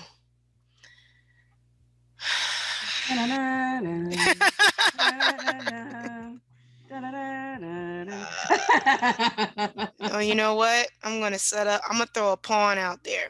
So I'm going to use, shout out to Adam, Flow Globally. I'm going to set myself up for a pawn. So when I'm not sure and I think it's going my way, I do the pawn rook queen strategy or the pawn queen strategy. And what that means is it's basically compounding your trade. So let's say I wanted to do a standard lot on this, right? Yeah, I know y'all like, she gonna throw a standard on there? Yeah, I'll throw a standard on there. Yes, yeah, I'll throw a standard on there. And by the way, don't be coming for people when they in demo accounts, by the way. You have no idea what people are doing in demo accounts, because some times funded accounts are actually demos. Throwing that out there too. Not all funding companies give you live trading accounts to trade with. Some of them give you demos, just so you know, and you can make money off a demo. But anyway, I just had to throw that out there because I saw somebody say something about that, and I just want to make sure you can't throw shade at people. You don't know what's going on. But when I'm not quite sure what this is about to do, like it came to the 79, am I sure this is going to be the right move? I'm going to throw a little 0.01 on there, right, as my first position at 11 o'clock, right? I wait for the candle to close, by the way, too. It needs to stay as an engulfing candle. Once it closes, I'm going to throw my little pawn out there. When the pawn goes and then it starts going in my favor, I will wait for another pullback, and then I'll do like a 0.1. You know, I'm going to do 0.1. That will be my rook. All right. So, you know, chess. This is in case you don't know what I'm talking about. Pawn, rook, queen, chess. All right. Playing chess with the markets. I'll throw a 0.1 on there and then let it continue to ride. And then I'll wait for one more pullback. And then I'll throw, see, I'm at 0.11. Then I'll put a 0.9 to make whatever the difference is to equal my standard lot to ride that thing for the rest of the way to the zone. That's what I normally do if I'm not particularly sure. So what that means is I got a 0.01 on there, and let's say this thing retraces back, and then it breaks through the support zone coming back. I got a 0.01. It's not hurting me if it comes back to the support zone. Matter of fact, I'll even tell y'all this. I'm going to do a 0.01. I'm getting ready for a buy, by the way, y'all, on NAS, if y'all wondering what I'm doing. I'm going to do a 0.01 for my pawn. I'm going to get into the trade at 11 o'clock when the candle closes because it's an engulfing candle right now. All right. So my stop loss is going to be the bottom of the support zone. Okay. So if it hits it, I'm on a 0.01. I ain't crying about my stop loss being hit. But if it keeps going in my favor, then I'm going to look for a pullback. And I'm going to look for the pullback on the lower time frames to jump in again for my rook and then keep riding it. And then look for one more pullback for my queen and ride it to the zone. So I'll have 3 positions with different lot sizes, but technically my whole risk was really one standard. That's kind of how I'm doing the NAS trade. Only because of the time of day. I do not like it when it looks like NAS is getting ready to restart a trend during midday. I much prefer, and I've been more successful when they start this during Asian session. Mm-hmm. Right after the market opens at like 6 p.m. and you wait for like that 7 o'clock candle. I'm talking about Eastern time. That's when I like to get in on my swings. And I'm way more successful and confident on those swings than I am if a swing starts midday like this. Because usually what's going to happen, it's going to turn around and retrace on me. So that's why I'm throwing a 0.01, not going for the full gamut. Jackie, I've seen the same thing. Yes. Like, golfing, yeah, no. Not yet. Not Yeah, I yet. know, right? Hold. Man, every time I get on these charts, it's like the movie 300 starts playing out. Especially on these indices. Yes. He's like, what lower time frame am I looking at for the pullback? I'm on the M5 when I go look for my pullbacks. I'm on the M5. I don't trust the M1 too much. It's too fast.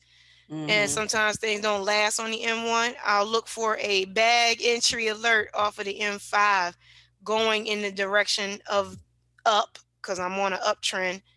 Yeah, I'll look for that. And then just know, whatever your entry is at on the pullbacks, I'll say this too. So I'm throwing a 0.01 on here. My stop loss is under the zone. When you get in off of your pullback, stop loss is still under the zone.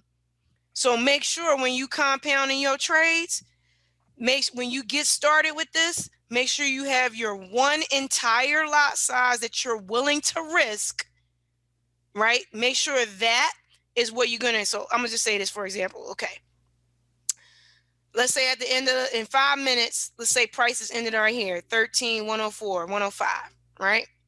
And say your total risk for the trade was supposed to be a 0.1, right? 0.1. So what you're going to do before you get into this trade, because you're going to do proper mismanagement, you're going to zoom out and you're going to see and measure how many pips is it from where price is going to get in at. Like, and I said like 104, 105 or whatever. We're putting this, we got a little delay. That's why this thing is tripping. I'm going to say 109. 109, this is NASDAQ, to the bottom of the zone. All right. That's 455 pips. Okay. 455 pips. So if you're on a 0.1, you're risking $455 off of that in total. Okay. And then you break that 0.1 down into 3 trades. All right. So notice that's your entire risk from that level. Now, and that's why you wait for pullbacks. So your pullbacks should be at or even a little bit below that same starting lot size, so you're not increasing your risk. But if price keeps going in your favor and you try and get into a pullback, just know that your risk will be increased if you have to get in at another lot size higher up here. But then you can maybe move your stop loss a little bit, start managing it around. Okay. But think about that. You risking a total of 0.1 and then break it down into like 3 positions and then go from there. But I usually, the way I break it down, I assume all three, I keep my stop loss the same, and I usually just move it as it moves up fib levels, honestly. Okay. And it's a little hard too, because this thing is like almost at 100% retracement. If I moved my fib down, it's going to touch that daggone arrow support. There it is. If I move it down here, and it looks a little different, then the 100 could be my stop loss, you know. And then every time I get up and it has a little bit maybe up here, then the next one, so on and so forth. If I know I'm talking, I'm sorry. But I'm just trying to give y'all thoughts on how you can kind of manage things. Hopefully that helps. I haven't gotten any alerts, you guys. How about you guys? No? No, my BPS is still low. I know your VPS is. I'm sorry. CB. I got man. UJ. I got UJ sell. Hey, Is that too late? Let's look. So, I'm a Hold little on. sticky with my VPS too, Jackie. Oh, it's 15 minutes. Yeah, it's too far.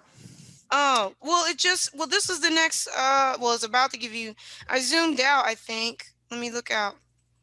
It's a sell. I can't tell if it's on a downtrend or uptrend, because I think I have a little bit of a delay. Charles is saying there's a sell on BTC USD, but what time frame? Yeah, M5, M15, let us know. I can't tell. I think my VPS is frozen a little bit. No, it's not frozen because price is moving. Maybe I did zoom all the way out. Okay, there we go. Mine's I'm on jacked. no, we're good. I'm on an uptrend off of that UJ. So I'm not taking that trade because it's counter. Ooh, I'm not selling that. Just look from the whole price action perspective. But look at your low, where your low is, and look at that big fat retracement all the way down. That's gonna sneak people. Yeah. I would be looking long with a green arrow to the upside.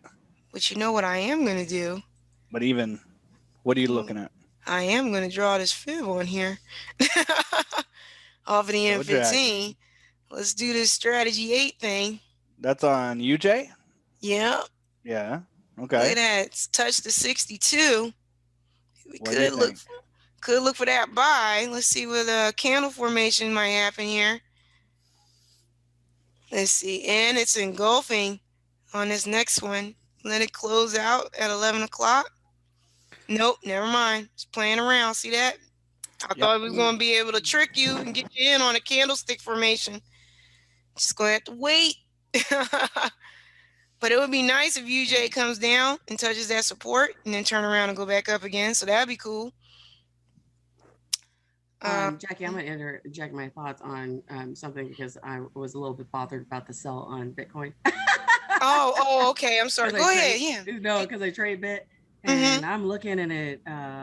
It actually formed a higher low on Bitcoin on the M5. Yep. On the M5. Exactly. My opinion is that it's going to go down maybe a little bit more and then it's going to ride itself back up. So I would not go into a sell on this one, guys. Remember, trade with the trend, and Bitcoin has been going up. And so, always take a look at, your lower time frames and just kind of, again, read the pages, read it in between the lines and see kind of what's going on. But I would not necessarily get into a sell here. And then also one of the things that I do love about AIRO is the fact that it is a momentum indicator. And so had my AIRO been up, I could show you that the volatility has slowed down tremendously. So the movement is really, really slow. So it doesn't give me great confidence to go counter trend on Bitcoin right now. I would allow it to get a little bit lower and then probably ride it up for a quick scalp, or potentially ride it up and into the sunset. Who knows? Who knows what Bitcoin's going to do? It has a mind of its own. Totally does. Just want to let y'all know I jumped into that NAS trade. It's 11 o'clock. Nice. It did close about 8, girl. It goes about. I'm just saying. Hold up. It's a pawn, though. It's not no big thing. It's a pawn. Right. Okay. Candlestick formation off of that. Honestly, you can catch 50 pips off this. It's at 21 right now. But I'm gonna ride it to the zone because I'm looking for that. So that's just my thought. But That thing literally just went like 50 pips. So that's a pip and dip right there, y'all. I told y'all I was jumping in at 11 o'clock. Told y'all. But Oh shoot. don't be afraid of that draw. Don't jump in the NAS if you afraid of drawdown stuff like this. This ain't for you. I just told y'all 455 pips is what you're looking at as your risk on NAS. So that ain't for you. Then don't jump into it or just do it in demo. But yep, 50 pips was it again twice. 75, 80, 100. Keep going.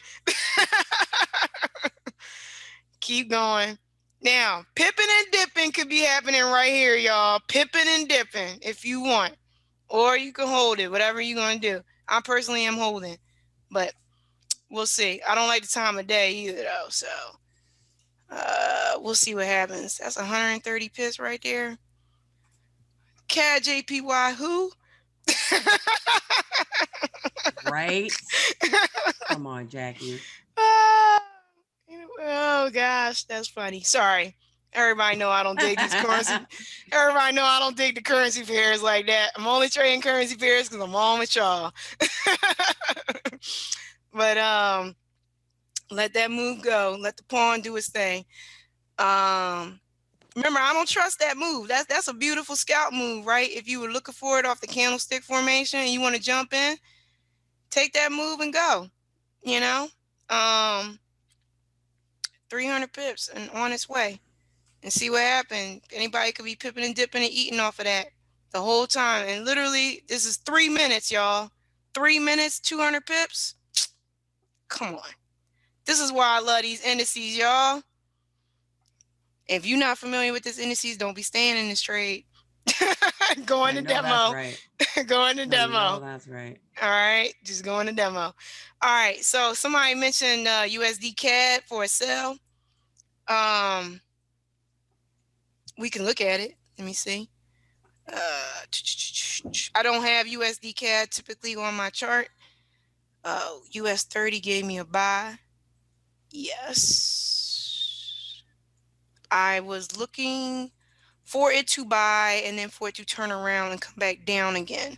So I'm kind of going to watch and see what NAS is doing. This is US 30 as a buy. We're still on a downtrend. So I'm going to see what US 30 does.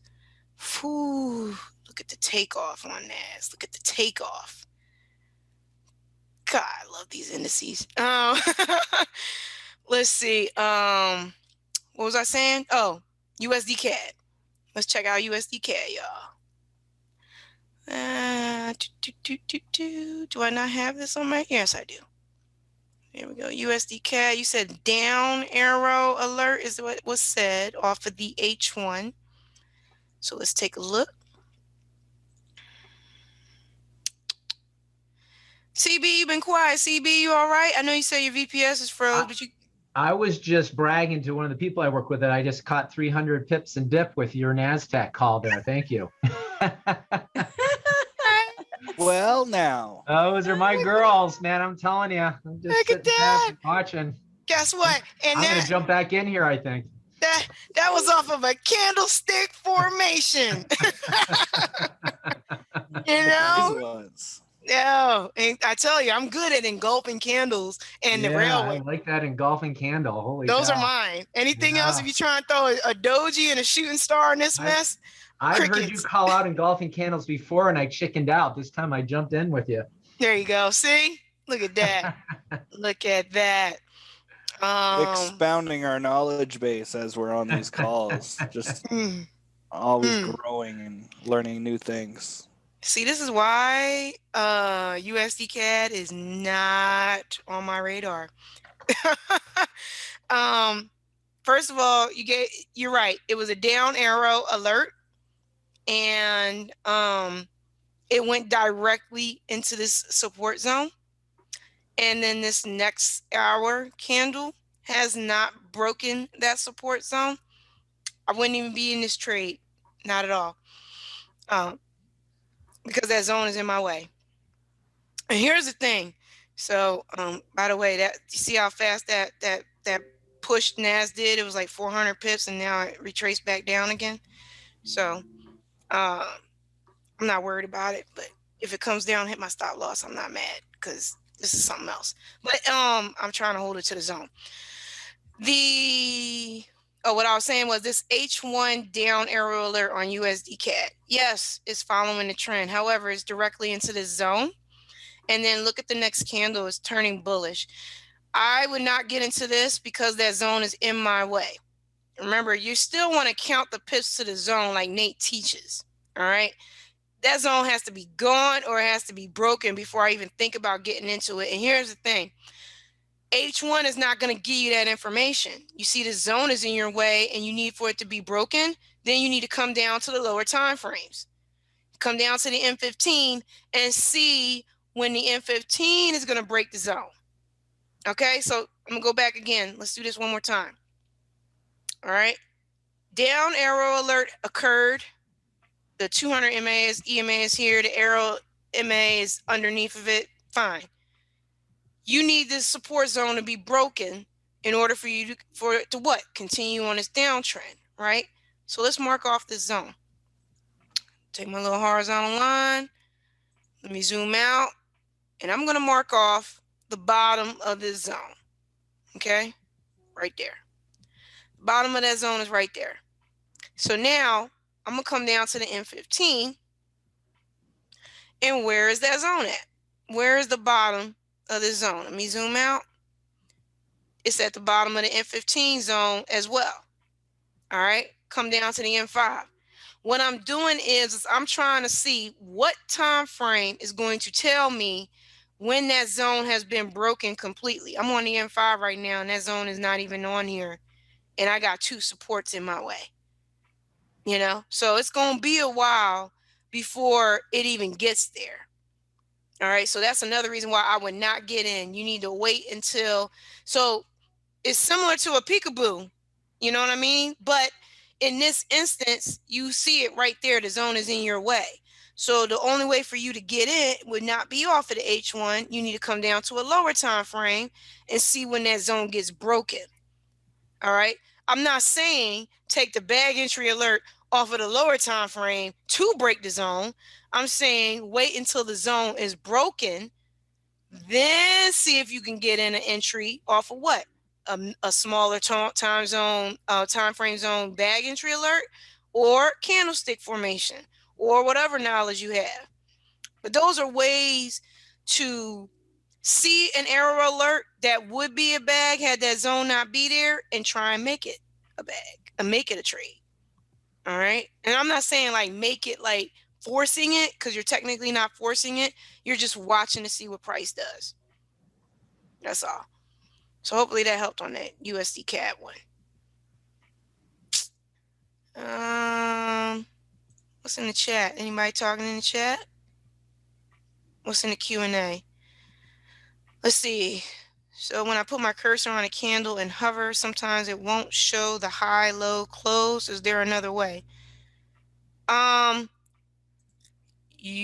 on AIRO, I have not seen it show. Let me see. Because of the candle colors are in there. So what I do is actually, yeah, that's why I left mine there. It's not going to show on AIRO. I have not been able to figure out how to do the open, high, close on AIRO. So I would either just not have the AIRO colors on there or the candles on there, but I haven't figured it out. So that's a good question. Anybody else figured that out? I haven't. No, I don't. I do most of my analysis and whatnot on Trading Views, so I don't. I try to avoid MT4 as much as I can, like like the plague. So yeah. Okay, cool. And so Carrie says she caught NAS in UK 100. Shout out to you, Carrie. That's what's up. I don't trade UK 100 only because I kind of stick with the US indices during the US session, and any other European indices, I would tend to just think that they would move better in the European sessions. That's just my thought process on that. But shout out to you for catching it. I am on a regular candlestick chart, just regular candles. I'm not on the Ashi candle one on my MT4. And US 30, we got the buy on the M5. That's fine. US 30 is in retracement right now from the H1. So I'm looking for sells on the lower time frame. And it's overall in a downtrend on the lower time frames. Use data window. Yeah, I know. That it's a little harder for that to come up on the MT4. I haven't figured it out. All right, cool. So somebody was like, yeah, we got the M5 going up. Yeah, I would say because of this. And that's fine. Which is probably why Nas did that huge jump that it did. But I still got 3 resistance zones up here on the M5. So this up arrow is still against the trend. And I'm not taking that. I don't want to go against the trend, looking for sales. And honestly, that move right there, that's a nice move. Let it come back down again. I feel like it's going to come back down again, especially on this H1 again. And I'm going to just say this. I'm going to zoom in and zoom out for y'all for a second. Off of this H1, I said it was in retracement, right? Last thing is delaying, so I can't show y'all. But what I'm looking for is if US 30 is playing around. Okay, if it's playing around on this 24 level, then it's still going to turn around and go back up and keep playing again. It's not really going to restart its retracement just yet. So let me zoom out. There we go. And I'm going to put the 24 level in here so you see what I'm talking about. Edit. And then I'll take it out.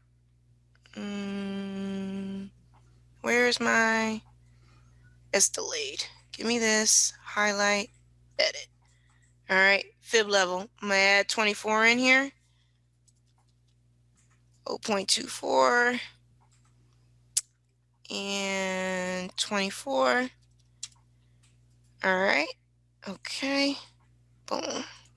All right. Zoom out. See what I'm talking about? Let me go zoom out some more.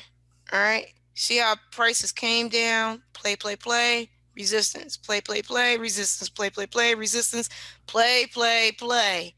It has not broke this 24 yet. Not a valid retracement yet. Let it come past this 24 fib line. Then we could talk about US 30 truly being on its downtrend and retracement. But right now, it's playing too much for me. I don't trust anything that US 30 is doing right now, which is why I was on the M1 looking to scalp. Okay? And look at this. That up arrow off the M1, let it get ready to come back down again.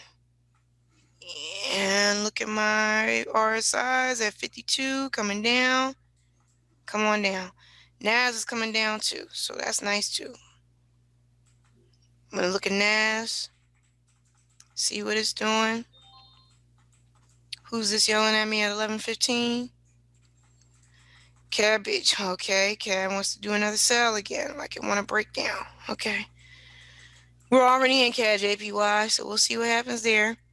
Oh, but that could be an induction. Let me take a look. And then CAD JPY. Not an induction. Got some movement. There is no zone. That might be coming back down again. Giving me some fire again. I don't know. What you guys think, Matt? Matt, what you think?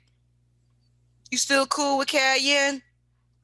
I'm not liking it as much as I did before. Yeah, I'm not liking it either. It's meandering where it's at. Mm-hmm. I was thinking if it was supposed to go where it was going to go, then it would have. It didn't. It's doing a higher low, yes, but it still didn't break that high.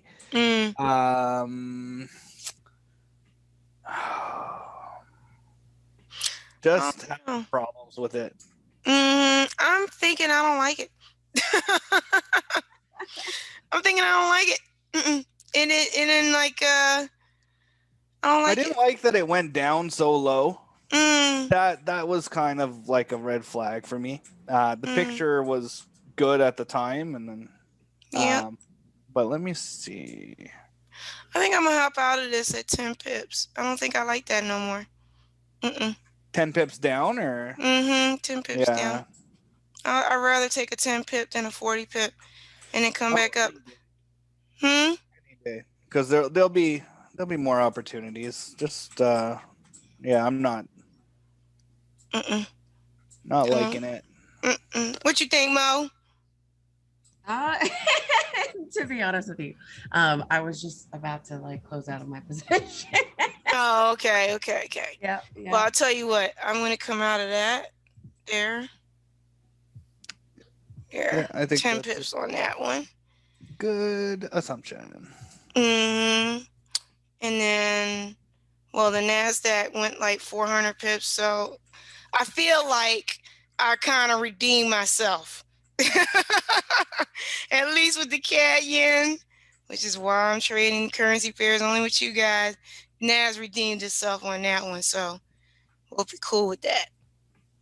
That's enough. I'd rather take 10 pip loss with 400 pip profit versus the other way, so I'm cool with that. No more CAD yen. Gold M5 sell. Let's take a look at that. Oh, Jan said Control D for the data window in MT4. So I have not had to use that. So thank you for that, because I haven't. Let me see, Control D. And I just hit Control D. It didn't do anything for me. So don't know if that is the case for the VPS, maybe. That might be why. I'm not sure. What was I about to say? Somebody said what? It was gold. Oh, it works? Well, it's not working for me right now. It ain't working for me. So I don't know if it's my issue. Let's see. What was the other one? And I'll try and work on it later, and that's what I'll do. So gold. Somebody said gold for the sell. Let me get the gold. I believe we're on a downtrend, so let me run to that. They said M5 in the chat, I think, right? No. I don't have a sell on M5 on gold. Not yet. So that would not be me. This is a point of a broker getting something that I ain't got. All right. Nobody else got that gold M5 sell? Okay. No, I don't know. Okay, so somebody got their arrow and I didn't. That's just a difference with brokers, so it's cool. Hugh goes away. I know, right? Hugh goes away. Oh my God. Gotcha. Lord help you. Lord help you. Let's see. Oh, Angela. So when is the best trading times? It would seem I'm unable to trade US. There's my arrow. There's my M5 gold arrow alert, but it's an uptrend, so I don't counter trend trade it. Oh, she's asking unable to trade US times because of arrow being down. Best trading times. Oh, I don't know, Angela. Arrow's not down. It might be if your VPS is locking up. That's one thing, but so if you're, thank you, Matt. It's fine. If you're experiencing some issues with your VPS, one of the things that people have liked it on is reset it, but don't forget to also close your MetaTrader 4. Like close the application itself, because sometimes the application itself can freeze, and just because you're closing and resetting your VPS doesn't mean it's going to close and get rid of that application. Thank you for that, Matt. Yeah, sometimes MetaTrader 4 sometimes is a little buggy. It's such an antiquated piece of software. It's been around since what, like the 80s? Yeah. No, I'm serious. Yes. There's that. I mean, I was born in the 80s, but I'm not antiquated. It's just from a software perspective. Oh my goodness. I was born in the 80s too. You're okay, Matt. Oh, okay. Down arrow off of the M1 on S&P, and we're in there. Yeah, I'm taking that one. 10 pip and dip. Oop, wait a minute. My bad. Sorry. Wrong lot size. Well, don't do that mistake. Yeah, no, that would not be good. Oh, did it not? Did it not give me my thing? Hold on. There we go. 101. There we go. And oh, it's just circling back around. I was too slow on that one. Let's jump to US 30 then. Hold on. Down arrow on US 30. That looks a lot better. So give me my 40. I'm not taking the arrow. I want my 40 on the RSI to be lower. Then I'll jump in. So get ready.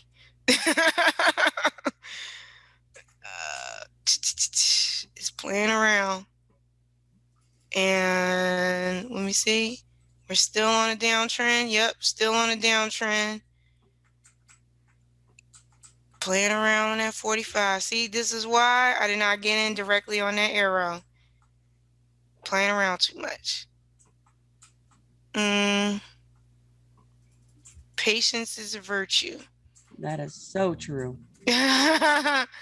More than a virtue, it's actually required in this. If you're not patient, you're not going to make it. I'm sorry. Mm-mm.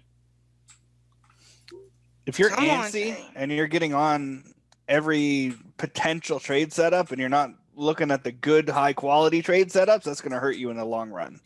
Mm-hmm. The best trade you can take is the trade you don't take and you disqualify. Like if you can disqualify a trade, that's pretty good. Mm-hmm. Becky, what are you waiting for right now with us? Just wondering. My RSI to be RSI. 40 to be 40 and below. Got it. Otherwise, I would be stuck in massive drawdown on US 30 and it would not be pretty. I would be crying. Don't cry because I'd have to go hurt someone. I appreciate that. That's why. I went to US 30 because I didn't like S&P. Because it did this hook back up. You know, that's why. So if you look at S&P on the M1, it's doing the same thing as US 30, right? It went back up. But see, I actually see the hook here. So S&P is playing around, whereas US 30 did its hook before that 40. So I like US 30 better. I rather when it hits that 40 and come down, it's going to come down, and that's what I'm looking for. So when they're both doing the same thing, again, I said S&P will kind of be my driver, but I make more money off of US 30, but I'm just watching them both. And then that NASDAQ one, it came back down and retraced again. Actually, I think I got out of it only because I wanted to come back in again. So we'll jump back in again in a second. Pull back. It didn't come anywhere near that stop loss, by the way. Nowhere near it. I'm just coming back in again. Engulfing. And this is about $30 down or more. This is 60 or something dollars, 600 pips or something like that. So that's interesting how it's coming back down again. And remember I said, I don't know if I like this in the midday. And let it come back down again. And that looks like it's a fractal high forming. All signs are pointing to coming back down and touching that zone and coming back up again. And another way to get back in again for the rest of the day. That's what I'm thinking. Jackie, go look at US 30. Oh, did it already go below the 40 again? Well, it touched my RSI on the 40. It's under there now. There we go. So, oh, that was 10 pips in close. Get out. That was 10 pip and dip. Hold on, now I gotta wait for it again. 20 pips. Oh, why am I at 2? No, let me get out. That lot size was way too low. Let me fix that. No, do this again. That was 20 pips, I think I just caught. Yeah, let me see. No, where's my US 30? That was only 5 pips. No, we're gonna do that again. Go back in there again. Give me my money. I want another 5 pips, and it went back over 40 again. Underneath. Mm-hmm. Wait, it's hooking. Thanks for telling me that, though. Hold on. Wait for this candle to close. I'm looking at it. Oh, is that like a little doji thingy? Doesn't know what it want to do? No, babe. Oh, that's not the cross because it has a little body to it. Okay. No, I don't like them other candles. And it went bullish. Look at that. That's terrible. That thing did 20 pips quick, like in a second. Told y'all this thing is like 4 or 5 seconds. Crazy. Wait for it again and come back down again. It's not gonna stay. It might even come back up, touch this MA, and then turn around, come back down again. So waiting.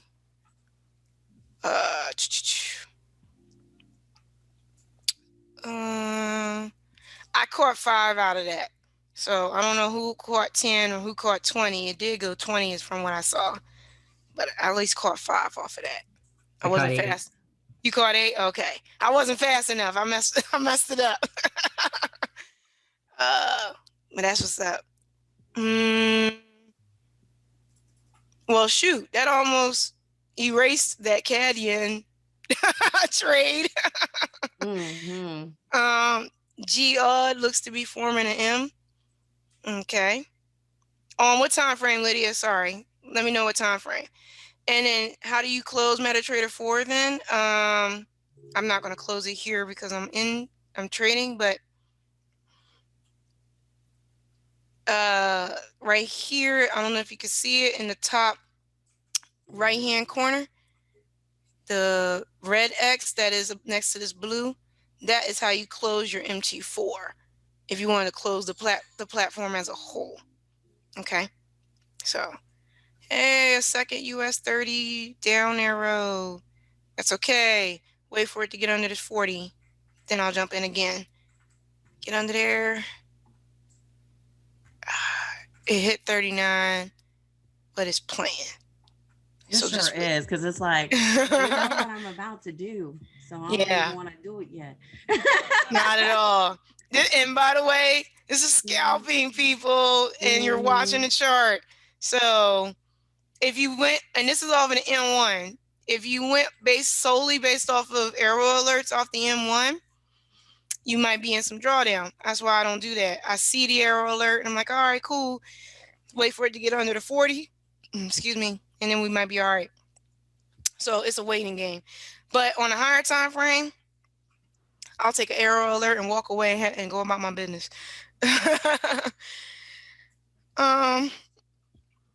Oh, now Cadian want to go as a buy. See? Whoever called that out. I appreciate the call out, but I'm gonna look at it though. What happened? Oh, I must have hit something different. Sorry. And it was probably still be hanging around that 10 pips, but it might pull us out of the 10 pips and put you back at break even if you decide to still hold it. You might still be able to break even on it. And I'm just looking at NAS again. Off of that engulfing candle, it went up 400 something pips. Hopefully everybody caught something off of that. And then it retraced back down again. So I'm just going to wait for it to do it one more time. And I'm going to come down on the lower time frame for that one now and see what's going on. So here was that bounce. Here's that move that went up and it hit this resistance zone and came back down again. So let's see. Are we still...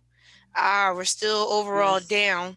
US 30 is hitting, is about to, it looks like it's playing around, but it might just hit the, just keep going, Naz. I'm just letting you know because it keeps going back up. I see it. But I'm like, it's going to be so quick. I see it. You know what? This is what happened last time. Boom. Let me put that up there because I need to be ready. Right. I need to be ready. You see this? Do you see this? That push. Yeah. Oh, I just jumped off of it. My bad. I didn't mean to do that.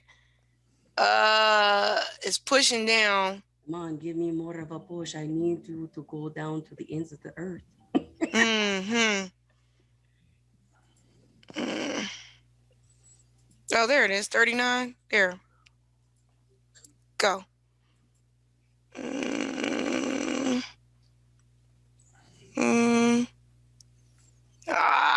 Turned around. Yeah, it just caught some pips. You. And then I got out. I was like, bye, sayonara. Darn thing. 30. All right. I'm setting a take profit and let it come back down when it's ready. 3140 2.45. Gotta pay the broker. Boom. Do that and then just chill and see what it do later. Come back around. Let's see. NAS on that.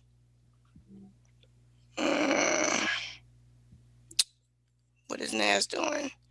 Still overall downtrend. It's under the 40. Got my AIRO. It's at this 200 EMA. But it got that support zone right there. And I always measure when I get stuff like this to see if there's at least a minimum of 200 pips in space, because that's where I found my sweet spot to be on the indices. I'm not sure if your experience has been the same thing, but if it's not 200 pips, then I go nope. Well, from where it's going, it's about 300. But dang, that US 30 turned around on me and did a hook. Dang. My love, what I'm talking about is from the actual bounce. Oh, crap. It's going to the 60. Don't go to the 60. Oh, crap. Oh, gosh. Oh, you son of a... Let me come on out. Yeah, 50. I gotta come out now. Dang it. It's gonna keep going up and hit that and then hit my 60 close. Yeah. So long, right? Oh, you.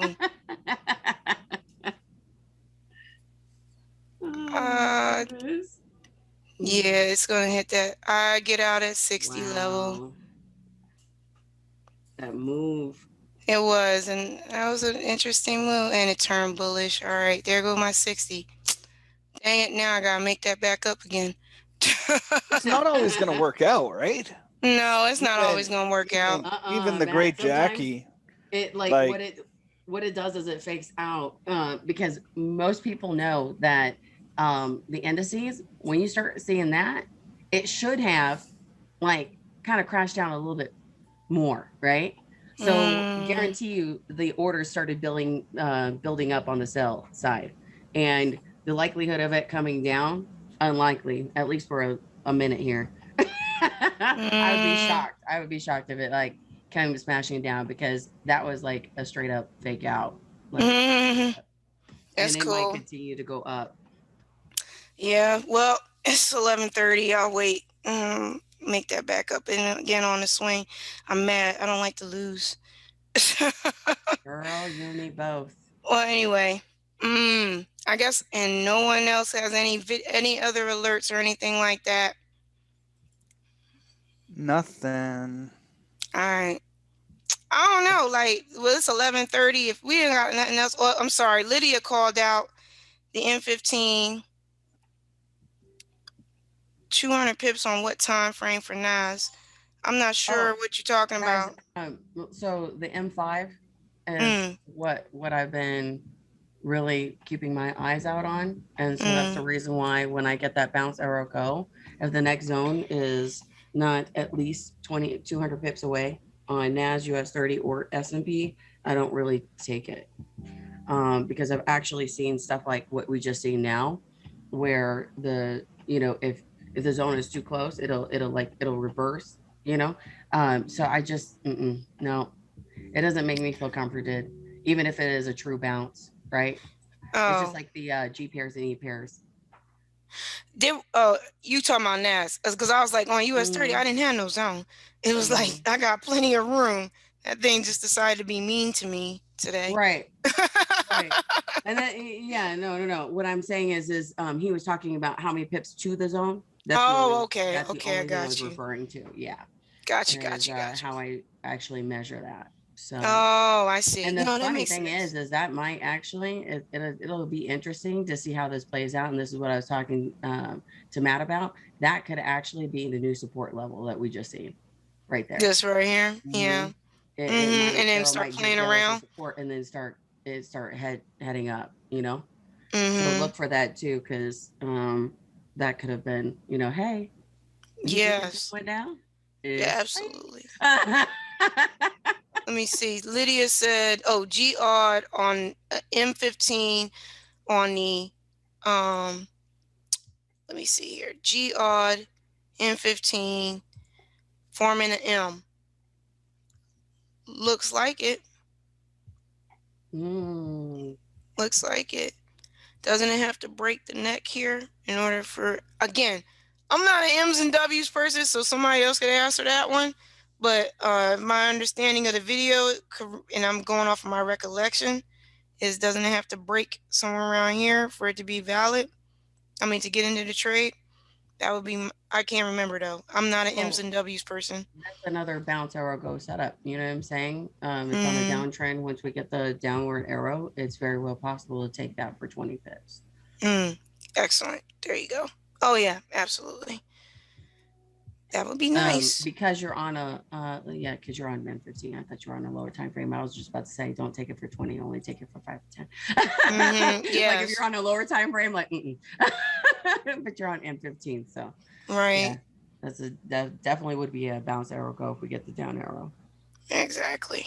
Asked us, there's a question with a 1K account. Somebody uses a 0.01 for US 30. Is this the correct lot size for SPX?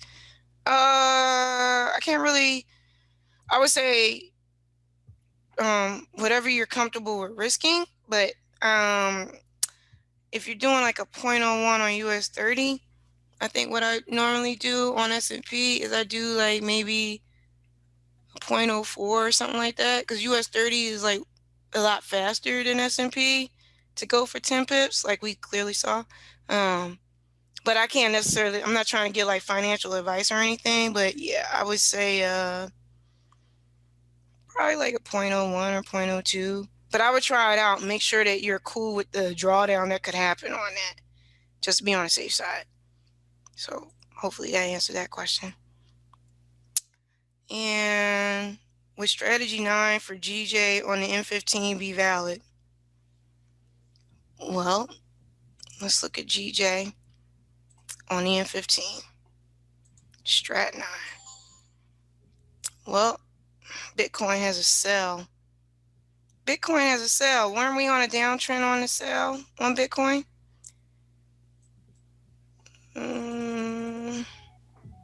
Yes, we are.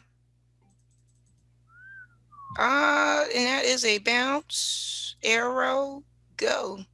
I'll jump into the Bitcoin one. I have no idea what that is, but now my understanding is that this is what? Not like a lot of pips for Bitcoin. Is that what y'all?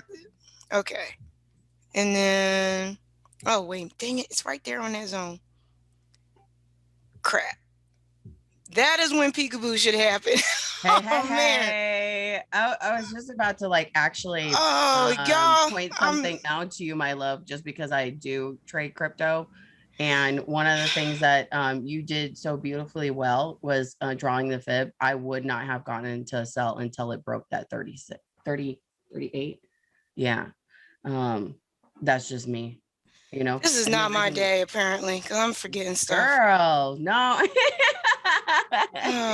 No, the market's just playing. It's doing its thing. It's acting like it's a trap day. I would have just waited for a minute, and if you can get into profit, girl, I will get out like I know, pronto, because I don't think it's gonna like start to like push down to the downside. I think it's gonna go up a little bit before it comes down. So this is not my day for anything, apparently. Jeez. no, Jackie, don't say that. Oh, no. That's okay. No. I'm not saying that. I just don't like to lose. Oh, you and me both. You and me both. I'm like, I just don't like to lose. Don't play with my heart. I'm going back to, the 90s. Quit playing games with my heart. I'm totally getting out of that trade, though. I don't care I don't care if this thing breaks that zone or not. Just get me out the trade. Anyway, while that does that, let's see. Oh, it just turned sell yesterday. Thank you, Carrie.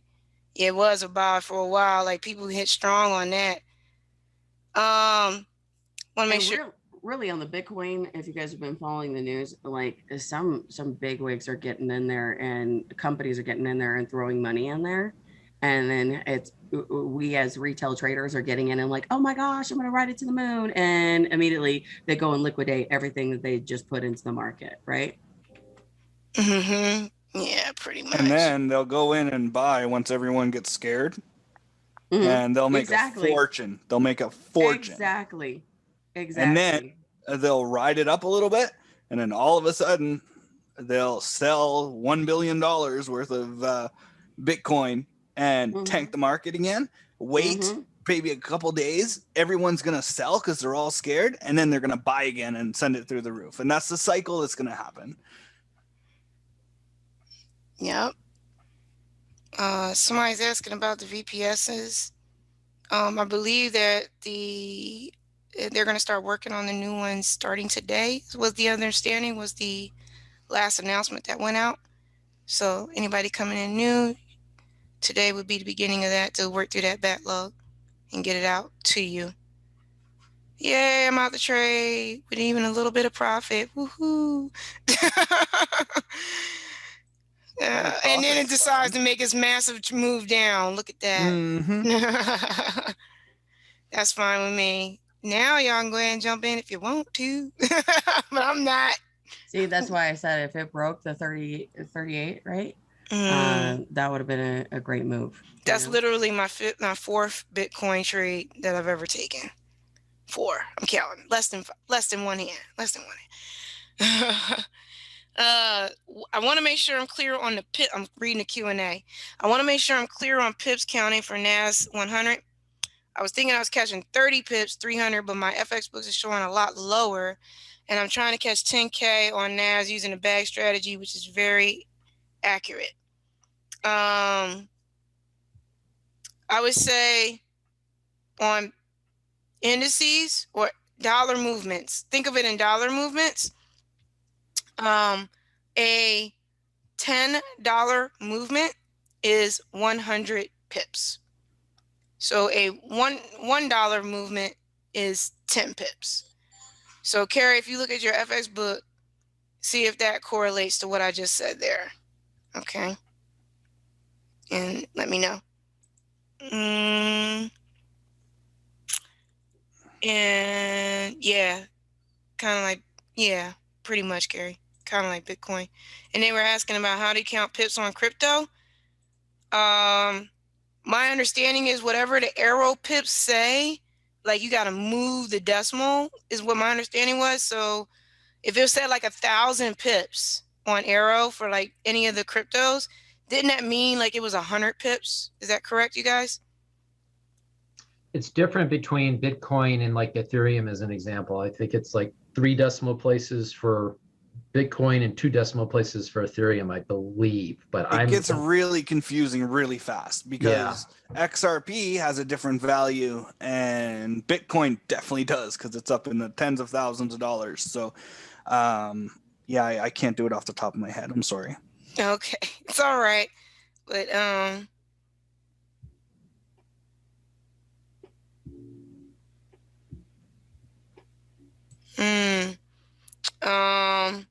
US 500, he said, on an M5 eye in a bag entry, going with the trend. Yep, Marty's coming through for us. M5 bag entry going with the trend.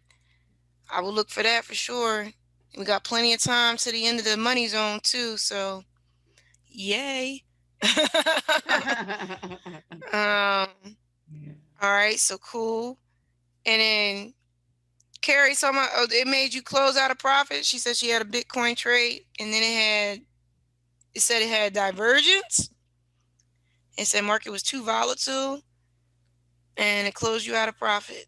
That's interesting. Has anybody else experienced that? Because I haven't experienced that. Say that again. Let me go back to it. I'm gonna read it again. Sorry, Carrie. She tried to close out a Bitcoin trade in profit. It said she had divergence. She looked it up and it said the market was too volatile. And has anybody experienced this? It made them close out of profit. That sounds like a broker issue. So yeah, that's because the execution of your trades is controlled by your broker, and they put the order into the liquidity pool. So if your broker doesn't put the order into the liquidity pool, you don't get a trade. So if your broker is saying, "Oh, hey, it's too volatile, we're not going to close your trade," hello, I'm probably going to take a third or fourth look at that broker and make sure that that's the people that I want to be putting my money with. Because that sounds very shady. And that's why I said, hey, can you say that again? Because it just sounded wrong. Okay. But that's just from preliminary. I didn't see the trade. I didn't see the take profit stop loss or even the execution. So I can't speak more to it than that, but it just seems shady. It's like, hey guys, the market's moving too fast. We can't close your order. Does that make sense? That makes sense. Cool. Yeah, I know. I should have held on to US 30. You're fine. Don't regret what you didn't do it. Oh, no, I know. Oh, okay. In the chat. No. Yeah, I know. I was thinking about it as I saw the M1 sell come up. I'm like, But Jackie, it's a totally different dynamic when you're on the call and you're teaching and you're taking trades. Yes. I perform a lot better when I'm not trying to answer all the questions and my mind is not kind of distracted as much. Oh, yeah, that's true. Totally. And I'm not blaming on that, but it's just a different reality. True. Good point. Yeah. It's a different reality. Like you may miss something subconsciously that you would have caught if you were just by yourself. Just focused on, yeah. So that's a reality. And that is the cost of coaching at this point. I appreciate that. I just don't like to lose. No, I get it, but we're gonna, man. People don't even know what's coming out with the stinking AIRO, man. With the binary, that stuff. Oh yeah, yeah. Hey, you murdered that strategy. I'm impressed. Oh well, thank you. I Put some practice. I appreciate that. I appreciate it. But yes, I can't wait for that binary to come out for everybody. That's going to be fantastic.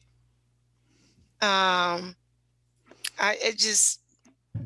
don't know. Step out, guys. Thanks so much. All right, CB, take care. All right, my friend. Appreciate you so much, and thanks for everything. Thank you for always being such a great support and having our backs. You're such a big deal, and looking forward to later on. Sounds good, man. Thanks again. All right. Come on, my friend. Bye. Cool. Well, we got 10 minutes left, and I don't know if we're gonna get that S&P one before we get out of here. So I guess I don't know. Should we maybe end the call? If there's no other questions, I'm gonna go through the Q&A real quick. Oh, thank you, dear. Lexi just told me that there was a zone showing on hers that that wasn't on mine. That was a broker thing. So I appreciate that. And I saw the pic. Yeah. Lexi's good. Yeah, she's awesome. Yeah. And when will binary come out? Soon, brother Eric. Soon. Soon, as in maybe. I don't even want to give a date. Yeah, I can't give a date yet because we're still testing it. We're working on it. Absolutely, still testing it. It's good though. It's good. Yeah, but soon. To make people happy. Yes, very much so. You got it. You know, Eric. You know I'm gonna let you know though when I find out. You know I'm gonna let you know. Okay, there's nothing else in the Q&A. Anything in the chat? Looking, my love. Someone asked for us to describe what a binary is and the meaning behind binary options. Okay. Yeah. You want to do it, Matt, or you want me to do it? Yeah, sure. So binary is kind of a coding term. What it means is basically true or false. When it comes to trading in the trading world, binary options in specific, what it relates to is whether price is going up or down. So what you're doing is you're picking an expiry time and you're saying within this time frame, I think price is going to go above my closing price or above my entry price. And if you are right, then whatever you risked, you get a percentage back based on the payout of the broker in question. So it could be like 70% of what you risked. If you do lose, then you lose whatever you risked. But you don't have to be right for very long. You can be right for 5 minutes, or you can put your expiry at 30 seconds. But yeah, there's a whole bunch to it. That's a brief overview. Cool. That's very brief. All righty. Hope that helps. That does help. That's seeing in the chat. They said they got it. Awesome. Cool. All right. Well, you know what? We got about 7 minutes left. US 30. What are we talking about? US 30 and then NAS. Yes. Yeah. Trading gold came today with the NAS. Thanks, you guys. I feel really good. I'm a little mad about that US 30 and that cash. I'm not even going to lie. I'm still upset about those. But thank goodness my NAS came through, or one of the indices is about to be nice to me today. Right. That was 400 pips, whoever caught that entire move. Yes, that big. All right, Trey, I'm glad you got that US 30 drop earlier. But yes, so you know what I'm going to do after this call, right? You know I'm just going to go ahead and scalp all my money back. I'm in there with it. Like now I got to get that back so I can focus. I'm going to go ahead and scalp all that stuff back. But I appreciate everybody on this call. Thank you for joining us. Matt and CB and Mo, you guys are awesome. I'm going to stop sharing my screen. I won't be here tomorrow, so I will see you guys the next time I jump on. But hopefully everybody stays safe. Keep catching those pips. Look out for them swings, you know. Start running on that H1, you guys. And hopefully I'll convert all y'all over to the indices here shortly. All right, y'all. Take care. Be safe. All right. Take care, hon. All right. Bye. Cool. Later, guys.